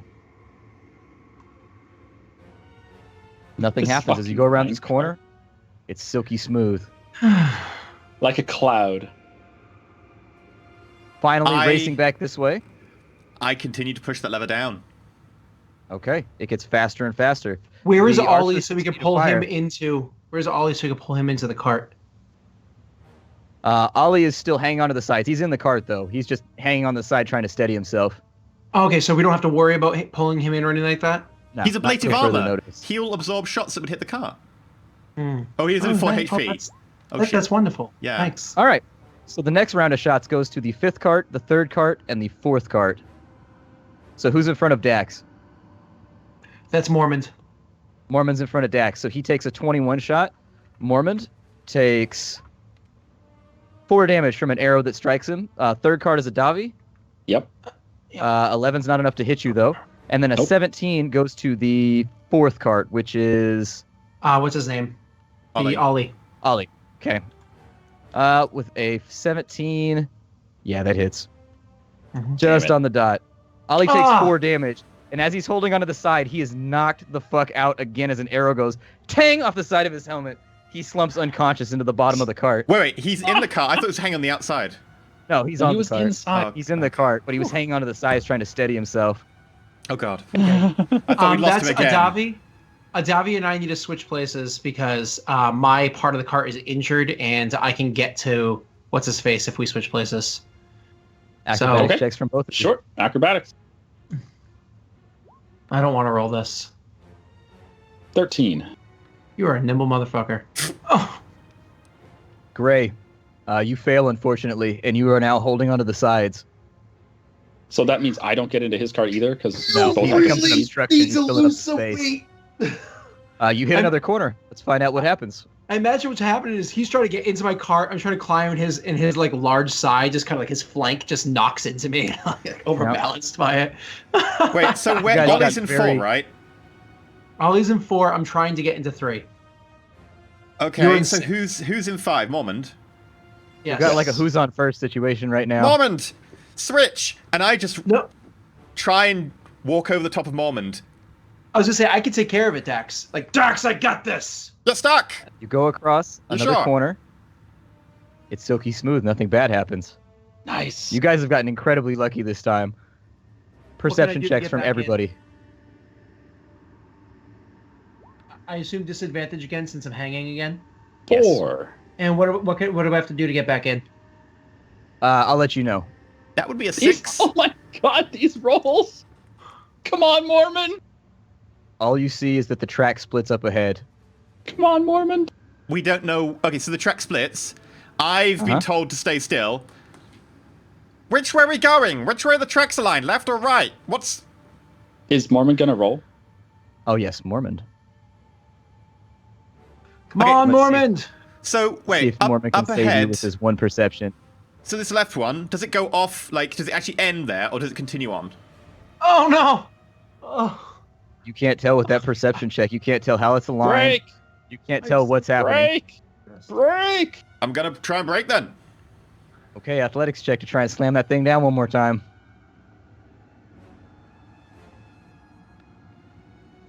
That would be a 7. You fail. And as you go towards the edge right here, you notice that there's a really large pit in front of you and that the track is aligned. You keep praying that it'll turn to the left. All three of you just whispering prayers to the gray lady, whoever, that it turns left. It does not turn left. It continues to go straight. And the I'm track jump out. dives off of a cliff. We can't jump out? Yeah. Okay. Adavi, Right? use the water Take thing it and out. freeze it. Freeze what? The water, use the water staff and freeze it. It might slow us Last down. words as you hear, freeze it! And suddenly you're all plunging through darkness. It feels like you're falling for what feels like ages. And yet as you go down, you feel something. You hear the clanging of the cart, the rattling, the ringing noise in your ears as you're falling through the air. You hit something and your descent slows. Snicked as you pass through it, almost like vines or something that's slowing your fall. All of a sudden you hit the bottom, but the bottom gives way and swings downwards before rocking back upwards and then finally snapping. You hear a whoof as you hit the ground in complete and total darkness. Question. Questions. Were we on tracks this whole time into this pit, or was just we're free falling? It ended. There was actually a pit on one side where it had collapsed. So right here, it's actually collapsing into like nothingness basically. And then this right here careened off into a different direction, but everybody failed perception checks. So there was no information to feed you guys on how to fix the problem to divert it, basically. It was just all failures, That's fine. So unfortunately. we were free falling there. Yeah. Okay, my question is, so how many seconds did it take between Ollie getting knocked, like going down to 0 HP, and now? Because how many saving throws has he had to make? Yeah, I wanted to cast Stabilize on him, save the Not dying. too many. whatever. You guys were Oh, cooking man. at a pretty high speed, and so not too many seconds. Okay. What- So You Can we fall see at him? what, like 580 feet around, I think it is, maximum velocity. well, I don't know if we got up to maximum velocity because, but You didn't. So, Whatever right. caught you and descended your fall, you all don't take damage as you hit the bottom. where is he around us? I just cast light. Where is he? Yeah, dancing lights. Let's Ollie get is some light laying up. slightly off to the left of you, about 10 meters away, face down in the I run dirt. over medicine. Okay. So we're in dirt. We're not in like some vines or something. We don't have to medicine. If you want, I could actually cast Save the Dying on him. Well, you can do that after I try medicine. I didn't know you have that, so. Spare the Dying, sorry.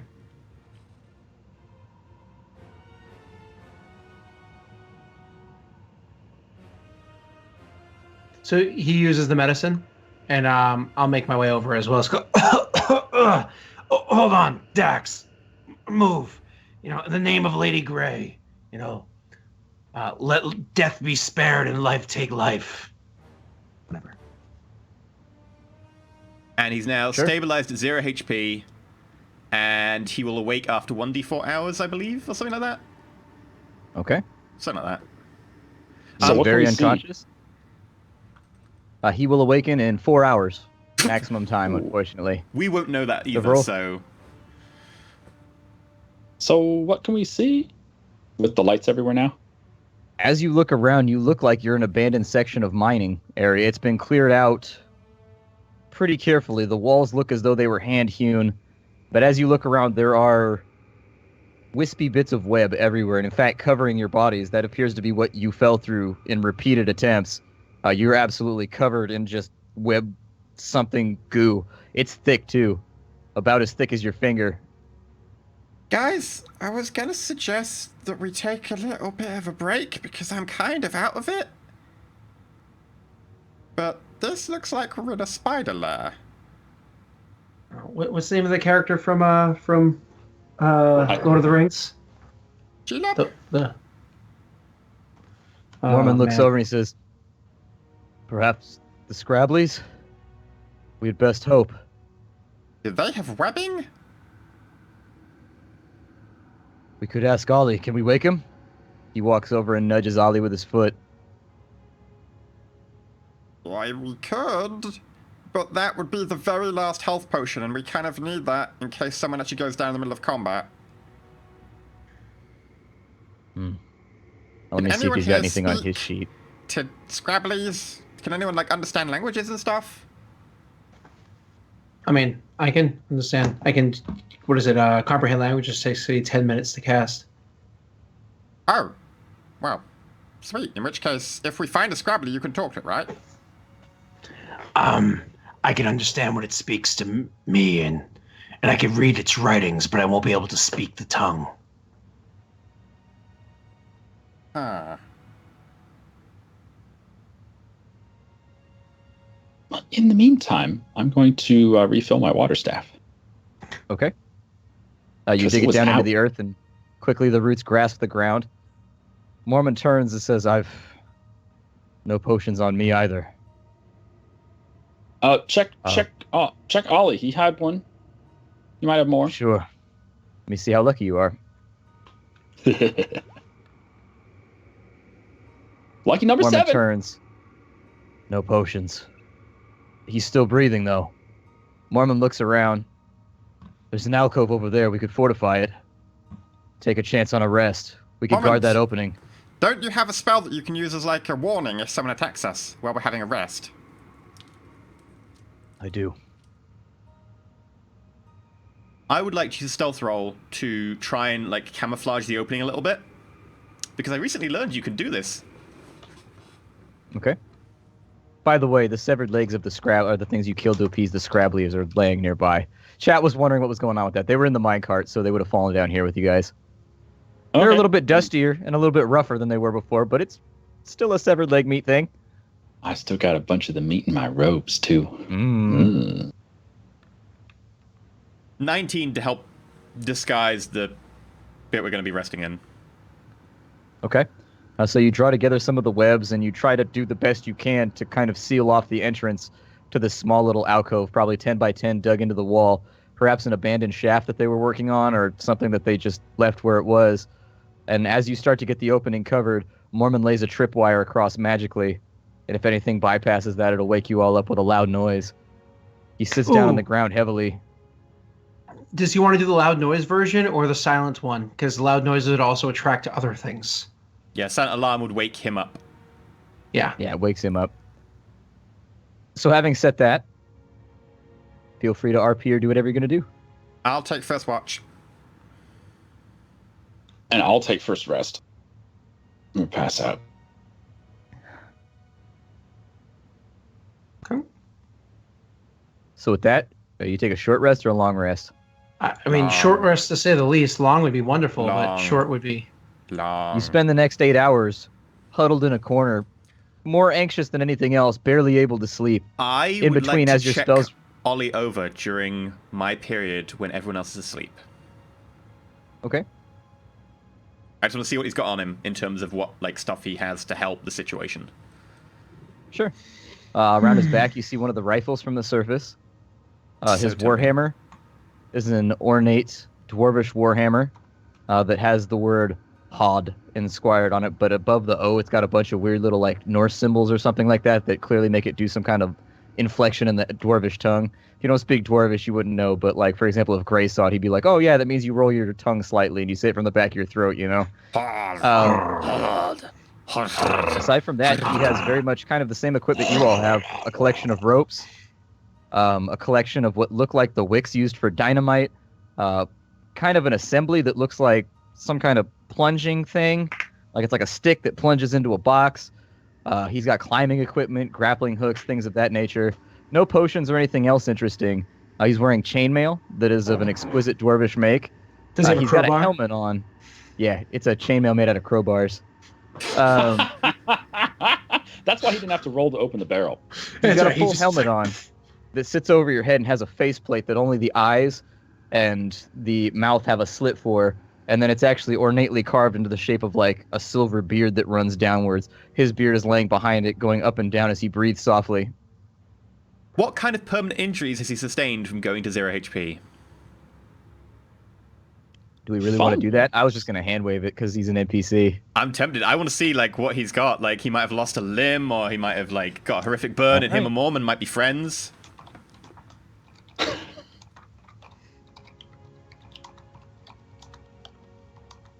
me find the list of injuries for permanent wounds.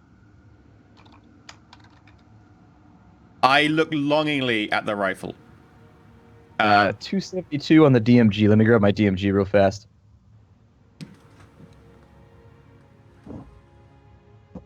I've still got the Dark Heresy rulebook next to me. That should probably go away into the bookshelf.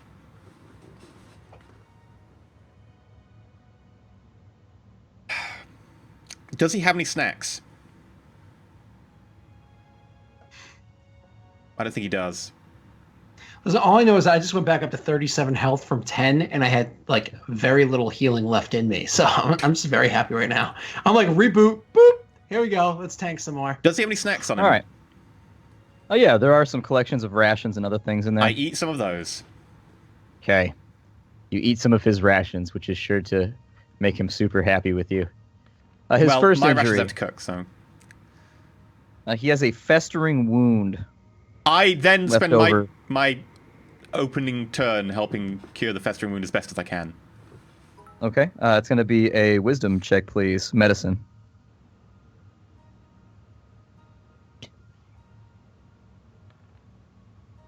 An 11. You failed to alleviate the wound. It appears to have picked up some kind of infection on the way down in the last 8 hours or so. It appears to be turning slightly whitish green around the edges and has begun to ooze kind of yellow almost. But you weren't able to help out with it. His second one.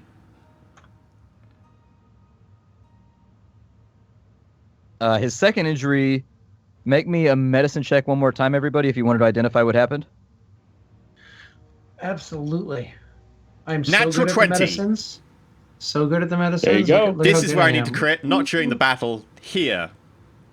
Dax, he has a serious internal injury. He's bleeding out of his mouth, and it's a very dark black blood. You wanted this, man. I was going to hand wave it. Oh man, does that mean he's turning into a Kizrathi? I make it very explicit on the handover to Gray for his watch that he is not turned into Kizarathi. This is just a normal injury that he might probably die from. Are you sure?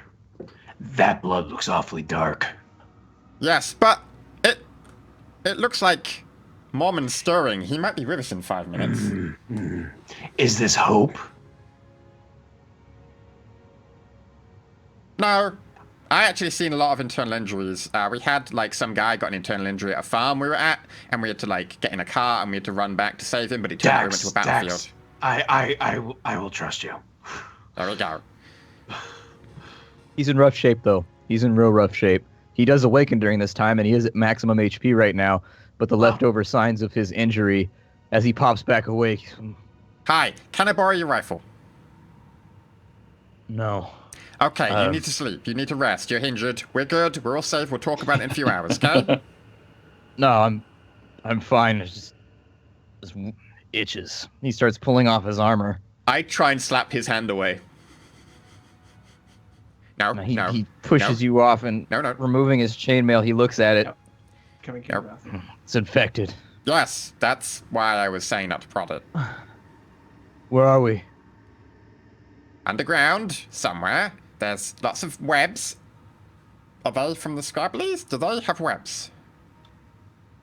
They do. That's a relief. If we're in their territory, we can at least parlay. Excellent. But we can do that after a full rest. And you don't wake Adavi. He's really grouchy if you're waking up before he slept. Okay. God. My insides feel like they're on fire. He coughs and a bit of black blood comes out of his mouth. Yeah, so the festering wound, that's kind of the least of your worries. We do need to find medical help. The Scrabblies, do they know medicine? He shakes his head. No, they don't know anything other than digging and hunting. Do you know medicine? Not well enough to fix something like this. How long does it take us from getting from here to the ammo store, to the door, and back up again? I've got to see the Scrabblies before then as well. That too. Far too long. I don't even know where we are, though. I can't give you an accurate estimate. Here, help me out into the corridor. He stands up Okay, I help him unsteadily. out into the corridor. Okay. And as you move past the corridor, it trips Mormon's alarm. No, Do friendlies trip it? They don't trip you it? can Okay. designate No, people no, not to trip yeah, it. yeah. Yeah, Okay, cool. As you make it out into the corridor, he slides off your arm and begins walking on his own, using his rifle almost as a crutch. By the way, he wouldn't be able to use my arm as a crutch because I'm too short. Use your At the head. top of your head. Yeah, it's the top of my morion. He starts looking around, and he starts looking at the beams. He walks a little bit further down, limping. Well, good news is that we're in a decent spot right now. I know where we are. Up here where it splits in 3 directions, he motions that you come up to kind of a trident-shaped area in the mine. He starts to listen, and as he looks around the corner, he says, good. Come. And motions for you to come over. Okay. As you peek around the corner, you see 2 or 3 dog-sized spiders.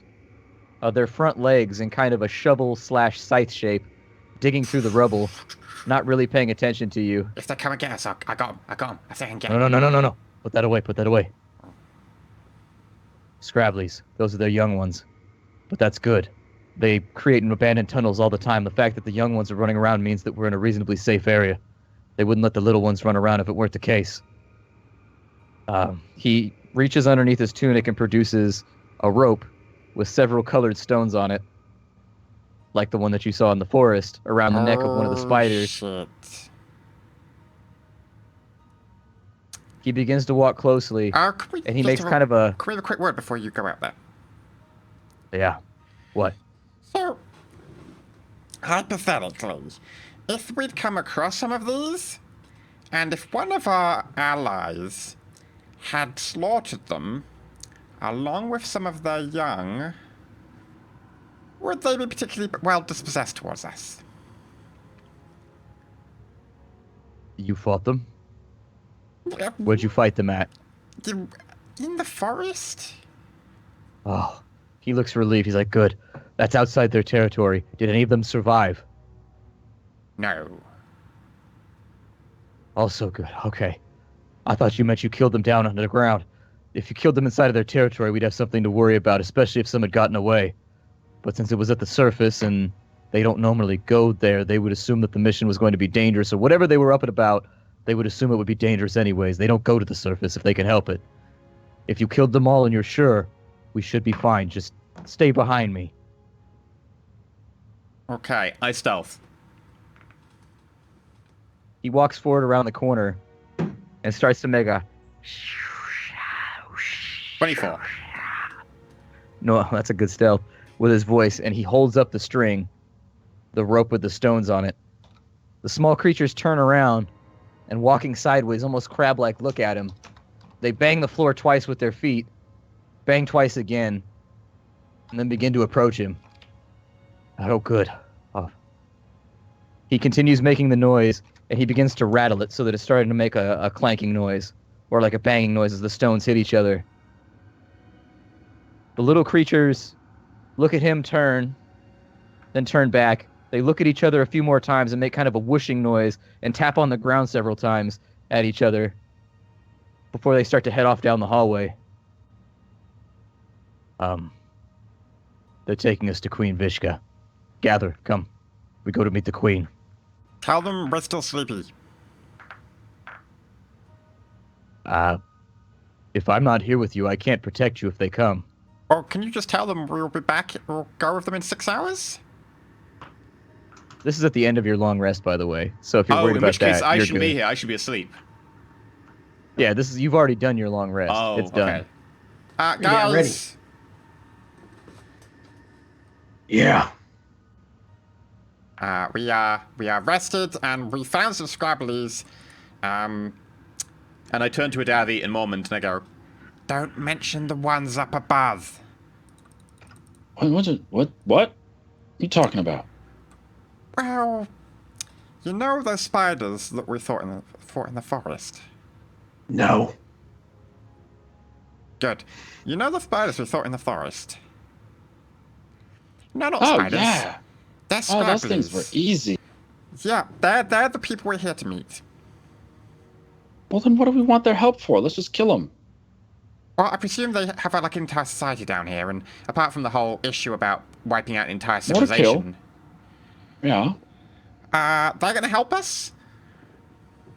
With what? I have no idea, but we need their help, and he says so, and he's our guide. Oh, you got These them are the awake? ones. These are the ones we're bringing the offering for, right? Ollie turns. He says, "They are. We're seeking to parley. We're moving through their territory now. We will need their permission in order to make our way." Well, Adavi, just put meat in your mouth, and Dax, just tie your tongue, and I'm sure we'll make it through this. Oh, I could go for some good cooked meat. But this is, revolting. Okay, so you walk for some time. It's probably about 40 to 50 minutes of walking before you finally go through left corridors, right corridors, downwards, through burrows. At a few occasions, you have to squeeze through small burrowed holes in walls in order to get through. And eventually you arrive, and you start to see scrabblies like everywhere. The web thickness starts to go up, hanging from the walls, the ceiling, the ground. At a few points, you have to push your way through. You look over at Ollie to see if that's okay, because you're destroying their home. He waves you and says, "Up, old webs. Mostly traps for hunting anyways. They don't live in them." And finally, you come to what looks like a pinch in the cavern, almost like a doorway.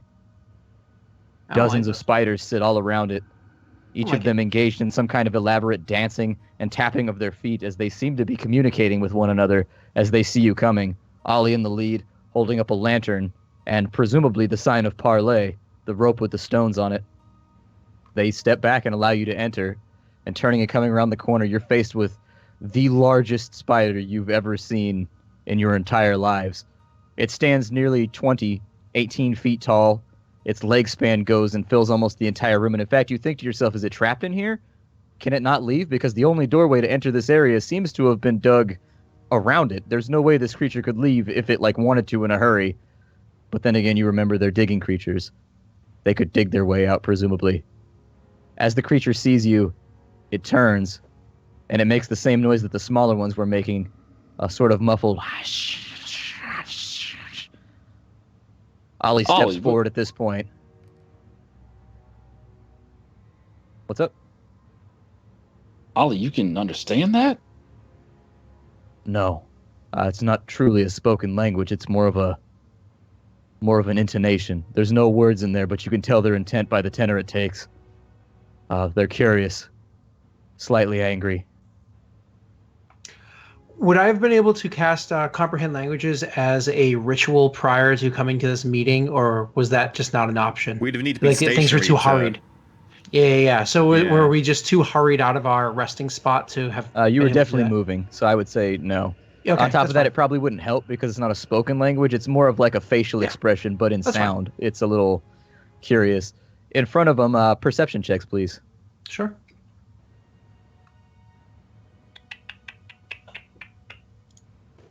I perceive the GM has brought up a battle map and I am worried. 23. 6.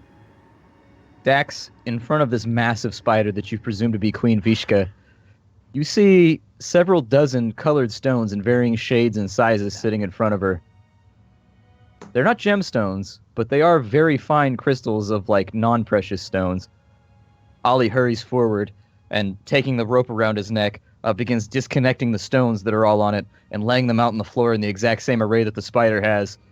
He gives a low bow and bangs the ground with his right hand twice, takes his back foot and slaps it once, and then stands back up. Queen Vishka's tone continues through the air.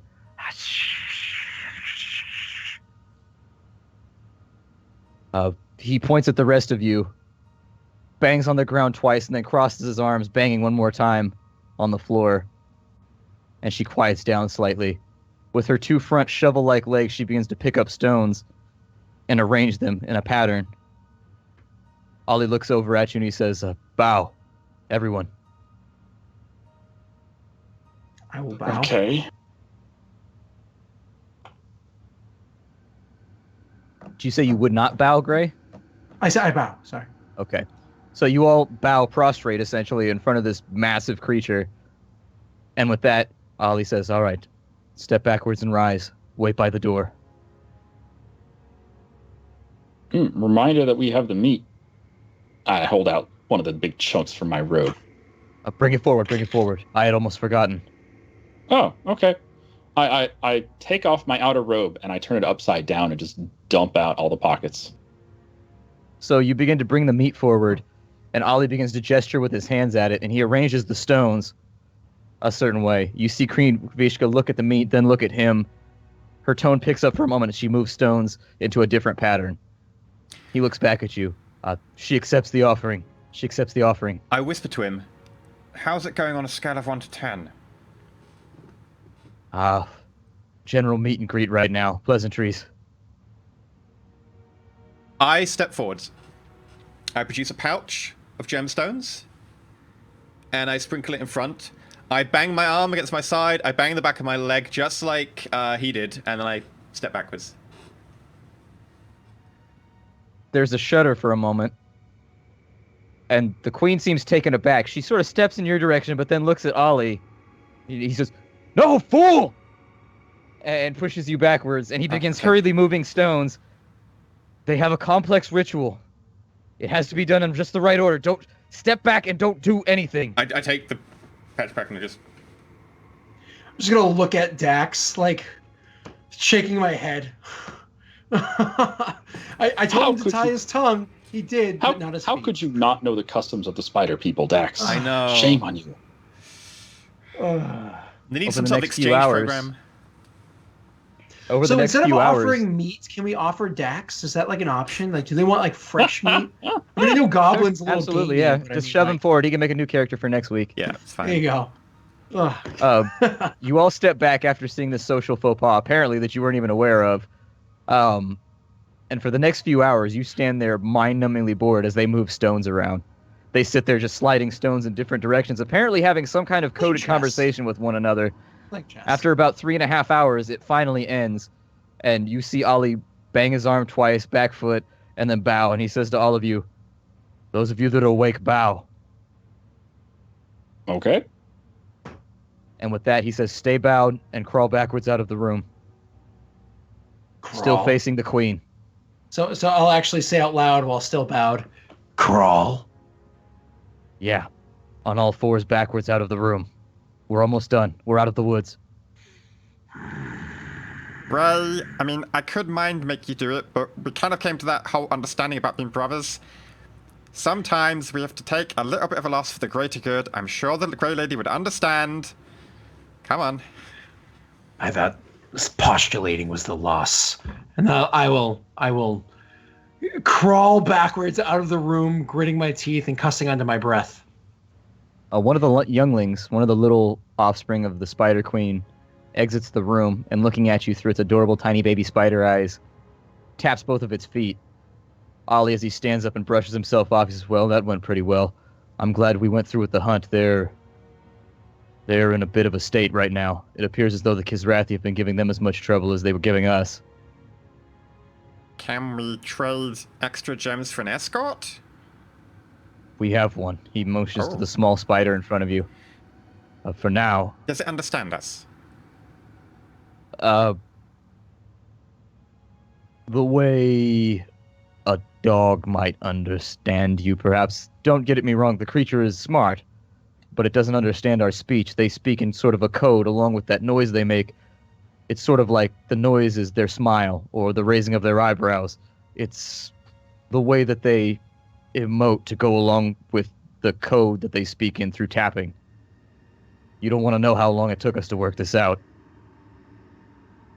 Okay. I meant... Speaking What to are we- gorillas.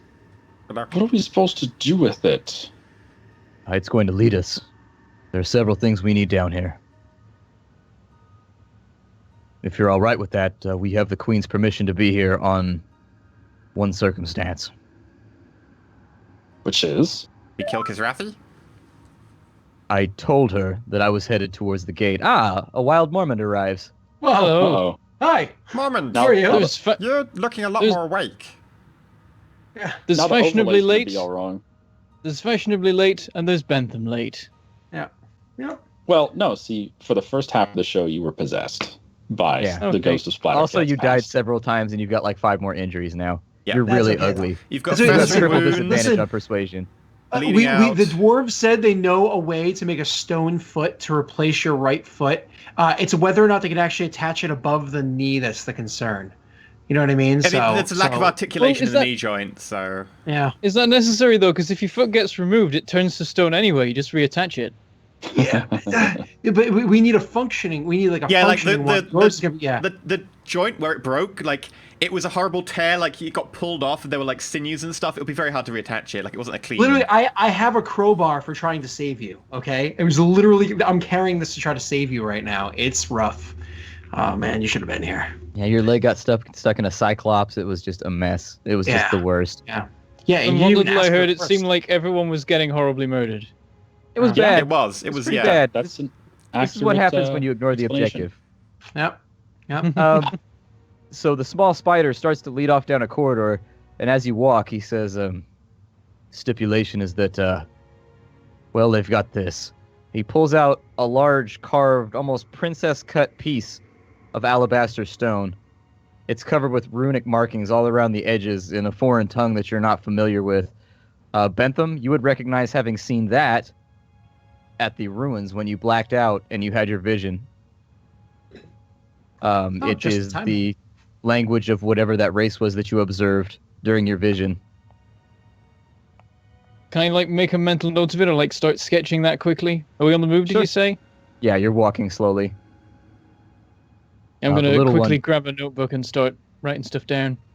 He's going to take us back to our alcove just in case you wanted to rest further. It's safe territory. They let the young ones roam there, so we can sleep for as long as we like. This here is apparently important to the Kizrathi, and having seen it, I believe I know where this goes. The Alabaster Gate. This goes into a recession at the center of the gate, which I assume will open it. So no explosives? Well, we'll still need to collapse this place on the way out. So Why did we we'll still open need the gate? explosives. Why are we on You didn't tell the Scrabblies that we're going to collapse their home, did you? I made mention to them that a migration might be in order, which they took somewhat harshly, but it appears as though they've been losing ground to the Kizrathi for some time, and so they had already been pondering it. They should be gone within the next few days.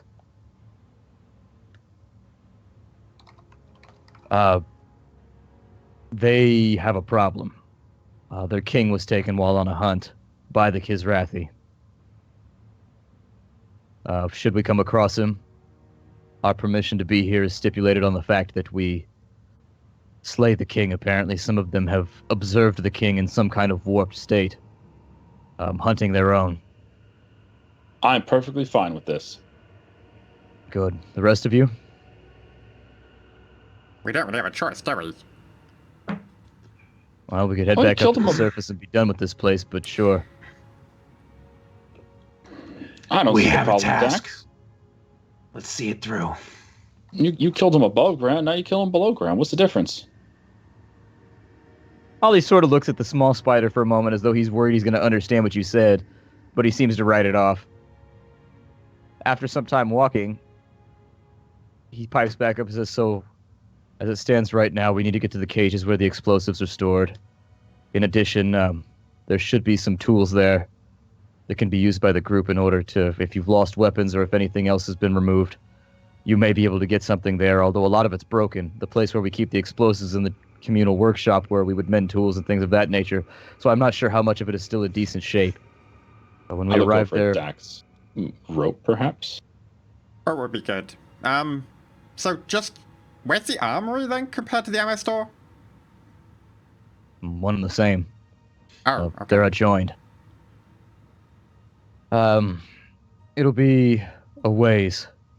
If we could, I'd prefer to, in some way, recover keepsakes of my party while we're down here. The Scrabbly says he has vague knowledge of where they were lost or where their bodies were found after we retreated the place. They do a good job of... They've got a sixth sense for tunnel digging. I don't know, they're much like our people, comfortable underground. He looks at Mormon. Ollie, as much as I think that getting the artifacts of your kin would be a great honor to your people and to yourself and to your group to be able to overcome what happened, you do have a festering wound and you've got internal bleeding, and I don't know how long we have, so we should probably just mainline the main objectives here. He looks down. That is true. I don't fancy the thought of not even making an attempt, however. If we But see we can them, talk of that once we get to the armory. So what it'll be then, at this point you've arrived back at the alcove you were in. How do we want to proceed? We can go as fast as we can to the armory. I don't want Quickly. to stay down here. everything else is an Let's get this optional over with. objective, so yeah, armory. If that giant Kizrathi is coming after us, and there's no telling why he wouldn't, I don't want to be here when he gets here. I hold up the 2 sticks of dynamite I have. Would these slow him down? We could like collapse something behind him, or Let's just keep moving and not find out. Maybe, that's although plan A. you may not want to keep those on your person. An arrow strikes them or something of that kind, it won't be pretty. I shuffle a few steps away from Dax. Oh, hey there. Dax is made of tougher stuff than you think. The question is not how tough he is, but how tough those sticks of dynamite are. Do you have a lockbox somewhere? Something metal, so there's a brighter spark next to it. He smirks. In the armory? We should go to Then the the armory we quickly. go. Yep. All right, and so with that, you set off. You dive through tunnels and caves with a small spider clicking in front of you and every now and again looking over its shoulder to make sure you're still following. After about an hour of walking through the darkness, you get a pretty good feel for the place. This is definitely a main area where the dwarves used to work. On several occasions, you walk past locations where there's a helmet laying up against the wall or a pickaxe left kind of haphazardly in the middle of the dirt. All of it now kind of rusted and having been affected by the water and moisture of being this deep down in the earth. As you're walking, there comes to a fork, where in front of you it continues straight and to the left. You hear a moan. But the definition of the sound is not really sharp. It's almost muffled, as though it's coming from behind a blanket. Kind of a low, just...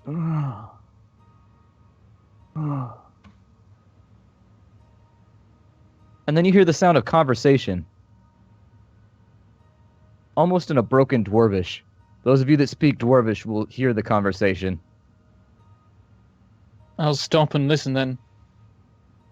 Yep, same I've- here. I hide. As you listen and turn and look down that way, you hear, "Are you sure, Alec?" "Oh, I don't know. We got away, but it's dark, and the last torch, I'm not sure, Farngar. I'm not, watch out!" But nothing happens after you hear watch out. You don't hear a noise or anything. The voices echo silently off the walls and disappear. I look to Ollie. Those are, voices of my companions that were lost down here. Alec, Farngar. He begins to move that direction. Yeah, I'll put a hand on Ollie's shoulder. Are we sure it's not trickery? I We don't are care if further it is. down than I need... we are further down than you typically delve. This could be trickery. It could be whispers of the dead to pull you further. I was going that way as well, but I stop when I hear that. Was it maybe some kind of illusion? Investigation checks from everyone.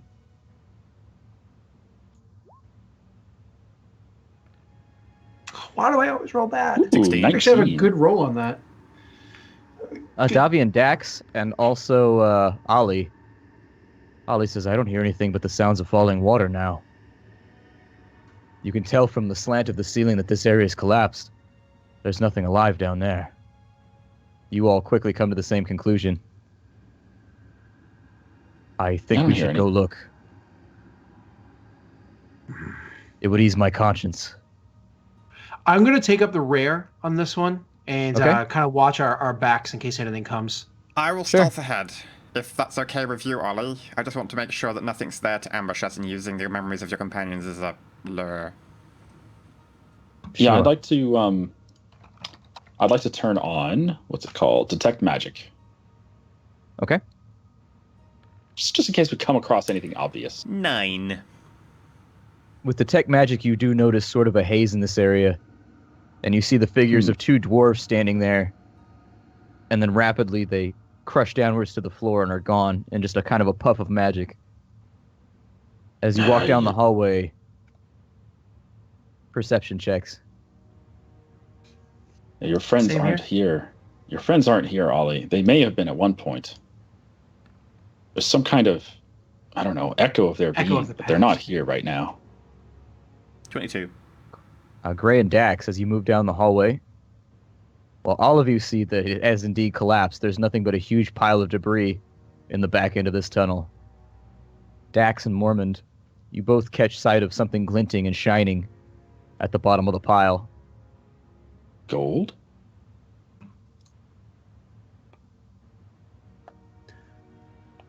I'll move a little closer and look. Do I hear him say gold? Well, Do I hear Davi say gold? He didn't see Yeah, it. Davi didn't see it. I say to okay. Ollie, there's something glinting down there. It could be the bodies of your friends or something. I will reiterate, this could be a trap. If you're Maybe. going to lure dwarves, put shiny stuff in water. It's not water. It's a collapsed tunnel. There's rubble, and there's something shining at the bottom of the rubble. Put shiny stuff in front of them. I say that I'm not trying to be offensive, but clearly what I'm saying is offensive. He turns to you, and Ollie says, "I'll go alone then." And he begins to trudge off down the hallway. I will call again. As Dax has already said, you're near dead. You're bleeding from the inside. Perhaps if somebody's going to do something foolish, we should have Mormon do it. Ollie. I was actually already starting to make my way down, but I He go, makes a "Oi, good point. woman." He makes a good point. Mormont is also a dwarf. He will understand the customs and how you treat your dead, right? You've gotta look after yourself so that you know what to do with the dead. If you get yourself killed, we don't know who we're looking for. So stay here and let Mormon deal with this. I'll take a look at it. I'm going to cast Mormon. guidance on Mormond because, Sure. you know, I feel really bad about this situation. You head down to the collapsed tunnel, Mormon, with Ollie kind of following vaguely behind you. Investigation check, Mormon. I cast a light on his beard so he can see. Sure. 14. Not bad. At the base of the rumble, Oh, no, it's 15. focusing... Yeah, 15. At the base of the rubble, as you're looking forward, there's a severed stone hand sticking out of the bottom, fingers curled. There's a gold bracelet in the dwarvish style, kind of a torque, I guess is what you would call it, kind of twisted metal, ending in 2 large gold spheres that are wrapped around the wrist. And aside from that, there's 2 or 3 jars laying on the floor. You would recognize them as being jars of dwarvish fire, basically an improvised weapon that dwarves would use to either light up areas where they're fighting or to set their enemies aflame. I call back up. It looks like it is a fallen dwarf. I don't know where As we you heard the say voices that- from, though. This looks like it's already turned to stone. They've been dead for a while. Ghosts? Could it be ghosts? 2 wispy forms begin to It's coalesce coming out of the rubble. The echo slowly becomes the figure of 2 dwarves who walk past you, Mormon, without ever noticing you. And they have I the same conversation scramble again that back. you just heard previously. Now, Ollie, when he sees this, lets out a noise that you've never heard a dwarf make before. It's a low, guttural, just, no. Knowing dwarvish customs, Mormon, you would know that dwarves are never supposed to be the manifestations of ghosts. This is ultimate blasphemy to a dwarf. You die, you turn to stone, your family creates the thing. There's not supposed to be... The thought of a dwarf being trapped in this world past death is 100% one of the worst fates that you could ever think about. It would be like eternal torture to a dwarf. And you see Ollie slowly slink down to his knees, and it sounds as though he's really trying to suppress kind of a sob. I'm just staring at these things with a combination of awe and terror. Like, what is this? Mormont, they look like ghosts, but why is he taking it so badly? Like, occasionally people turn into ghosts, as far as I'm aware. Well, we're not supposed to, really. I mean, Is anyone? and I'm sort of taking in what the ghosts are doing. Are they just sort of doing a loop, or have they just done one extra walkthrough and then? They loop and they do the conversation and then they vanish and have disappeared. I prepare my sword and kind of like in preparation for when they come back, because I mean the idea. I mean, Lady Grey is the goddess of life and death, but not undeath. That's an abomination, and it probably should be cleansed. I might be able to do something about it if I just try and pray. And I mean, I know that people can do exorcisms and stuff to get rid of trapped spirits. If it's naturally trapped as opposed to someone like necromancy, maybe I could help, but Dax, do you think you have this power? I would just pray and try and appease the lady to let them loose. Like, I will join you in prayer. Which prayer is it that you would like? And I pull out my book to start like leafing through it. I'll make sure that I allow the others to join us. you know, I said when I wasn't actually classically trained as a cleric that mostly it's self-taught. I've only gone through the book a couple of times more recently. I have some favorites, but I don't know which one would be applicable for this situation. I was just gonna turn to this page right here. Oh, that's a good one. I like that one. And I'll do mine from memory and give my book to Mormon, so he can join us in the prayer. I do want to go over to Ollie first and get his permission. So I walk over to Ollie and I put a hand on his shoulder. So you're not meant to turn into ghosts, right? No. Well, the Grey Lady is in charge of the boundary between life and death, and if they're trapped here by accident, she may be able to help move them over to the other side. If they've been trapped here deliberately, then that's outside her realm, but we might be able to help. Do what you will. So is Aedmon as the son of the Grey Lady. Perhaps her grace here can bring them back to If you his would like embrace. to join us and take part in our prayer and, you know, make your part to Aemon, someone who knows them would help a long way. He goes over and he picks up the hand and removes the gold bracelet from it and brings it over. He's might be of assistance in the ritual since, well, it belonged to Farngar. Meant something to him. Okay. Everybody make yourselves comfortable and we'll try this.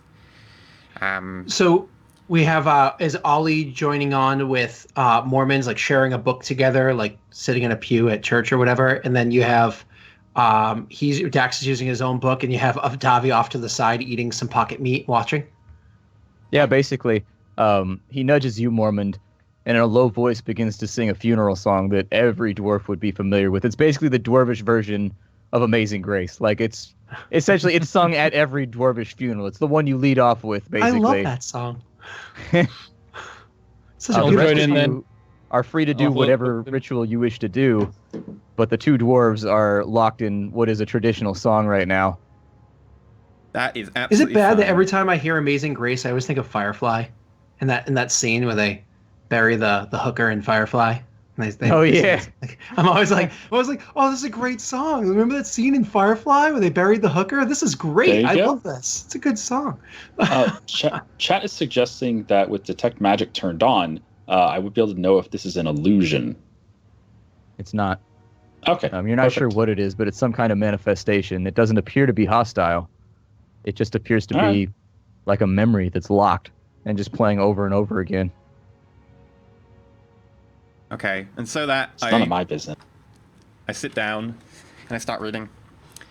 The Grey Lady, her who controls the boundary between life and death, between beginning and end, between what comes after and what we currently experience. I beseech you to let those who have been trapped depart and continue with their existence in the next realm. Whoever they worship, whatever they believe, it's none of their concern, as your control and domain controls what will remain here. We beseech you to let them pass. Gray, in your head, as this prayer concludes, as you're assisting Dax with it, you hear the words in a female voice, "My will is done." And with that, you see the stone hand that was left over with nothing else crumble into dust. The torque that was laying on the ground remains there, and looking over, seeing the worried look on your face when it crumbles, Ollie puts a hand on your shoulder and says, thank you. It was good. That they're allowed to crumble. I didn't know if that was a faux pas. He's gone back to the earth, and as you do this, you see the illusion start to happen one more time, but as the two figures start to gather, it seems like they have trouble, and you just hear a slight breeze blow it off to the side. He takes the torque and he hands it to Mormon. Says, well, in our tradition, he was most closely related to your family. Several removed, but by right, it's yours. I'll give him a respectful nod and accept it. Then I'll look over to where the hand was and say, what force could have done this? Imprison them like that? He shakes his head and he says, I'm no priest, I don't know. But what I can tell you is that the natural order seems off on this island. Gray, in your head, you hear a voice say, an understatement to be sure. The natural order is very much off on this island. Things are unraveling quickly. We need to solve this problem. We need to do it fast, whether it be below this mine or more. Gray, in your head, you hear a voice say, below you will find one who looks as not to be trusted. But he is doing my work, whether he knows it or not. Listen to his words and do what he asks. He hides behind the white door. And then the voice trails off into an echo. We should get moving. Say our final prayers. Let's get moving. There are many, many more that we must meet, and many more that we must slay. Ollie nods, and seeming to gain some level of resolve, picks up the flasks of dwarvish fire and begins to affix them to his belt. Turning, he says, you might be wondering, that was made, Mormon, by quite the talented priest. So long as you're beneath the earth, it will bless everything you do. It seems as though its blessing didn't work out for poor Farnkar. Perhaps it'll serve you better. It's a bracelet that you can wear. It gives you +1 to all checks so long as you're underground. Oh, well, nice. I'll put that on then. The most dwarvish of treasure. The most dwarvish of treasure. So he takes these little potions of like flammable, like napalm, right? Mm-hmm. You might not want to keep them on your person, like a stray arrow could hit them. He chuckles slightly. And with that, we're going to call it a day on this one. You all set off down the corridor to go look for the armory. This has been Roll4It D&D, where the group is rapidly coming up towards the end of the first chapter in our story. A few more weeks and they will be there. I hope you guys had fun checking it out today. The group is comprised of me, Shen, Enter Elysium, we got Daleric, and we got Bentham over here. Enter Elysium, what are you up to and what have you been doing in your free time outside of Roll4It? Come on, we all know his real name is Ermach. Ermach.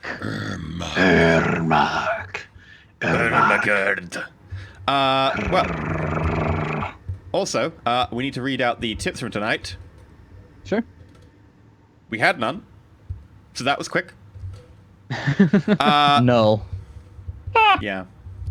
There's a bunch of bits. There were bit explosions happening all around, so that was nice. That was true. The bit explosions were nice. Yeah. But yeah, I'm Enter Elysium. You can catch me over at twitch.tv/Enter Elysium, where I stream on Tuesday, Thursday, Saturday at the former 2-hour trial, so seeing how that goes. You can also catch me at youtube.com/Enter Elysium. Again, I have like 2 videos a day or whatever up there. I tend to play strategy games. Tends to be quite nice. Got Stellaris going at the moment. Meeting the Worm. Meeting a Fallen Empire. Transcending into the Shroud, all good fun, and also got a couple of our games. I think I've just ended Project High Road, so we'll see what comes next. Also, lots of Steel Division because World War II strategy is amazing. And yeah, go catch me on Twitter and stuff, like at Enter Elysium, because it's all simple. But Shen, what are you doing? Well, hi, I'm Shen. You can find me at youtube.com/Shenro2, where I have about 7,500 videos you can watch. And also on twitch.tv/Shenner, where I stream 8 hours a day, every day of the week, except when we're doing Roll4It Fridays and Sundays. Lately, we've been playing a whole lot of Stellaris. We're going through all the different late game shit. It's a lot of fun. And we're also doing Mass Effect Andromeda as Lowrider, because, you know, you gotta have a nice name. But yeah, that's it for me. What about the bearded gentleman? Oh, wait, which one? Yeah. Well, who's more gentle? Who's more manly? The glorious bearded gentleman. Oh that's gotta be you. Okay, so I am Bentham, and on YouTube I am Mangleport Gaming, and as you may have been able to tell, I've been really busy recently. So nothing's happened. Nothing. There's been no videos for like 2 weeks, but now there will be, because now I'm not busy anymore for a short time before I'm busy again. So there's going to be Kingdoms and Castles. I'm going to catch up on that because it was awesome, and I was going to record more stuff, and then I ran out of time. But now there's going to be more stuff. There's been like a bunch of updates since last episodes.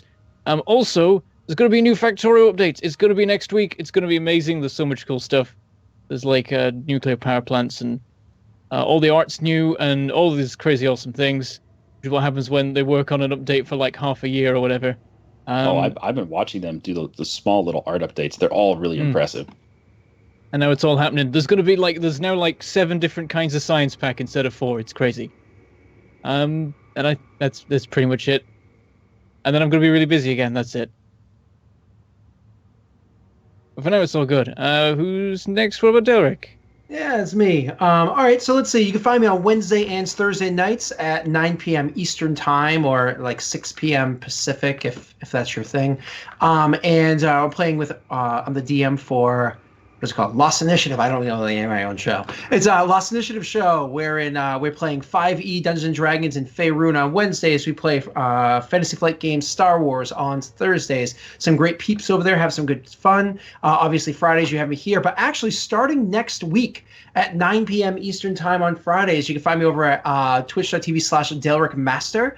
And I'll actually be DMing another game because, you know, I don't like going outside or, you know, breathing fresh air. So I'll be DMing another game. It's going to be an Eberron game because I'd spent too many months since I've played Eberron. So what the hell? I'll be DMing a game over there as well, making me, I think, officially 4 campaigns at once at that point. So, you know, and a few more things starting immediately after that too. So then, you know, Twitter, Shen. Delric. There you go. Shen, what you up to? I've already gone, man. It's You splat already time. went? Jesus Yeah, Christ, man. it's- I'm getting memory it's gaps. splat Good time. Lord. I'm an old man. You've hit but- that big 3-0, man. That's when the I gaps know. begin, you know? It's You downhill just start from there. forgetting shit that happened like 5 seconds ago. You My name is better pop out Splattercat. some kids so they can remember things for you. That's true. I need to use them as my own little life recorders. My name is Splattercat. That's how it works. I do indie games. So if you want to check out whatever's like the newest and the greatest in the indie genre, some lesser games, some greater games. I do little projects and big projects alike. My channel will be the one to watch because every single day I got something fresh for you so that you can stay in tune with what's going on in the indie scene. Aside from that, playing a little bit of kindergarten, trying to murder all the little kids, and then also not really playing a whole lot else right now. I'm not really sure what I want to do with next week, but I'm thinking we're going to do some Immortal Redneck. If you guys haven't seen that game, it's basically like Serious Sam mixed with a Redneck Rampage. And so it's a pretty funny game where you use like potato guns and all kinds of shit to kill like crazy Egyptian monsters. But yeah, that's all that's going on for me. You can find me at youtube.com/SplatterCatGaming, Twitch TV/SplatterCatGaming, and that's going to bring us to a close. As usual, thank We you, did Delric, for actually filling get a in for tip. us. Oh, shit. Someone wanted to troll me. Tonin tipped $5. You don't get off that easily of reading the tipsy. Thank you, Tonin. Thank you. Wow, that's you. awesome. Yeah. We will That's see great. you all on Sunday. Everybody say thank you to Delric because he's filling in for our own Avic right now, who is on the road to recovery. He had some medical issues that he's recovering from right now, and he should be back in a while. It's going to be a Yeah. few more weeks, another See how month or he so. is, You know, yeah. give it some time, see how he is. We want him to take his time and come back fully recovered. But Delric has been super generous with his time coming in and just filling in and actually becoming a mainline character in the storyline who's doing a great job. And so thanks for coming, Delric. We will see you all on Sunday Oh. for Shadowrun. We should also tell people to go check out the Wikia, the subreddit, and the Twitter. And also, if you're not The following YouTube here, channel. follow here. And Yeah, the all YouTube that channel. social and the media YouTube channel. stuff. Like, you know, We have I'm a just going to throw YouTube 4 channel? links at you at once and tell you to do all of them, but do it. Yeah. Open we them all need in to see you tabs. We need that meme of the guy holding out a broom. Do all the things. We will. I did that for I did a Batman series, and there's a Batman one of those where he's like holding up a batarang and doing the little meme, and that's what I used for my thumbnail. It was the little Batman guy who was like, Batman, all the things. We will see you all on Sunday, exact same time, exact same channel for a little bit of Shadowrun, where things are heating up there too. We'll see y'all later. Bye, everybody. Adios. Roll safe.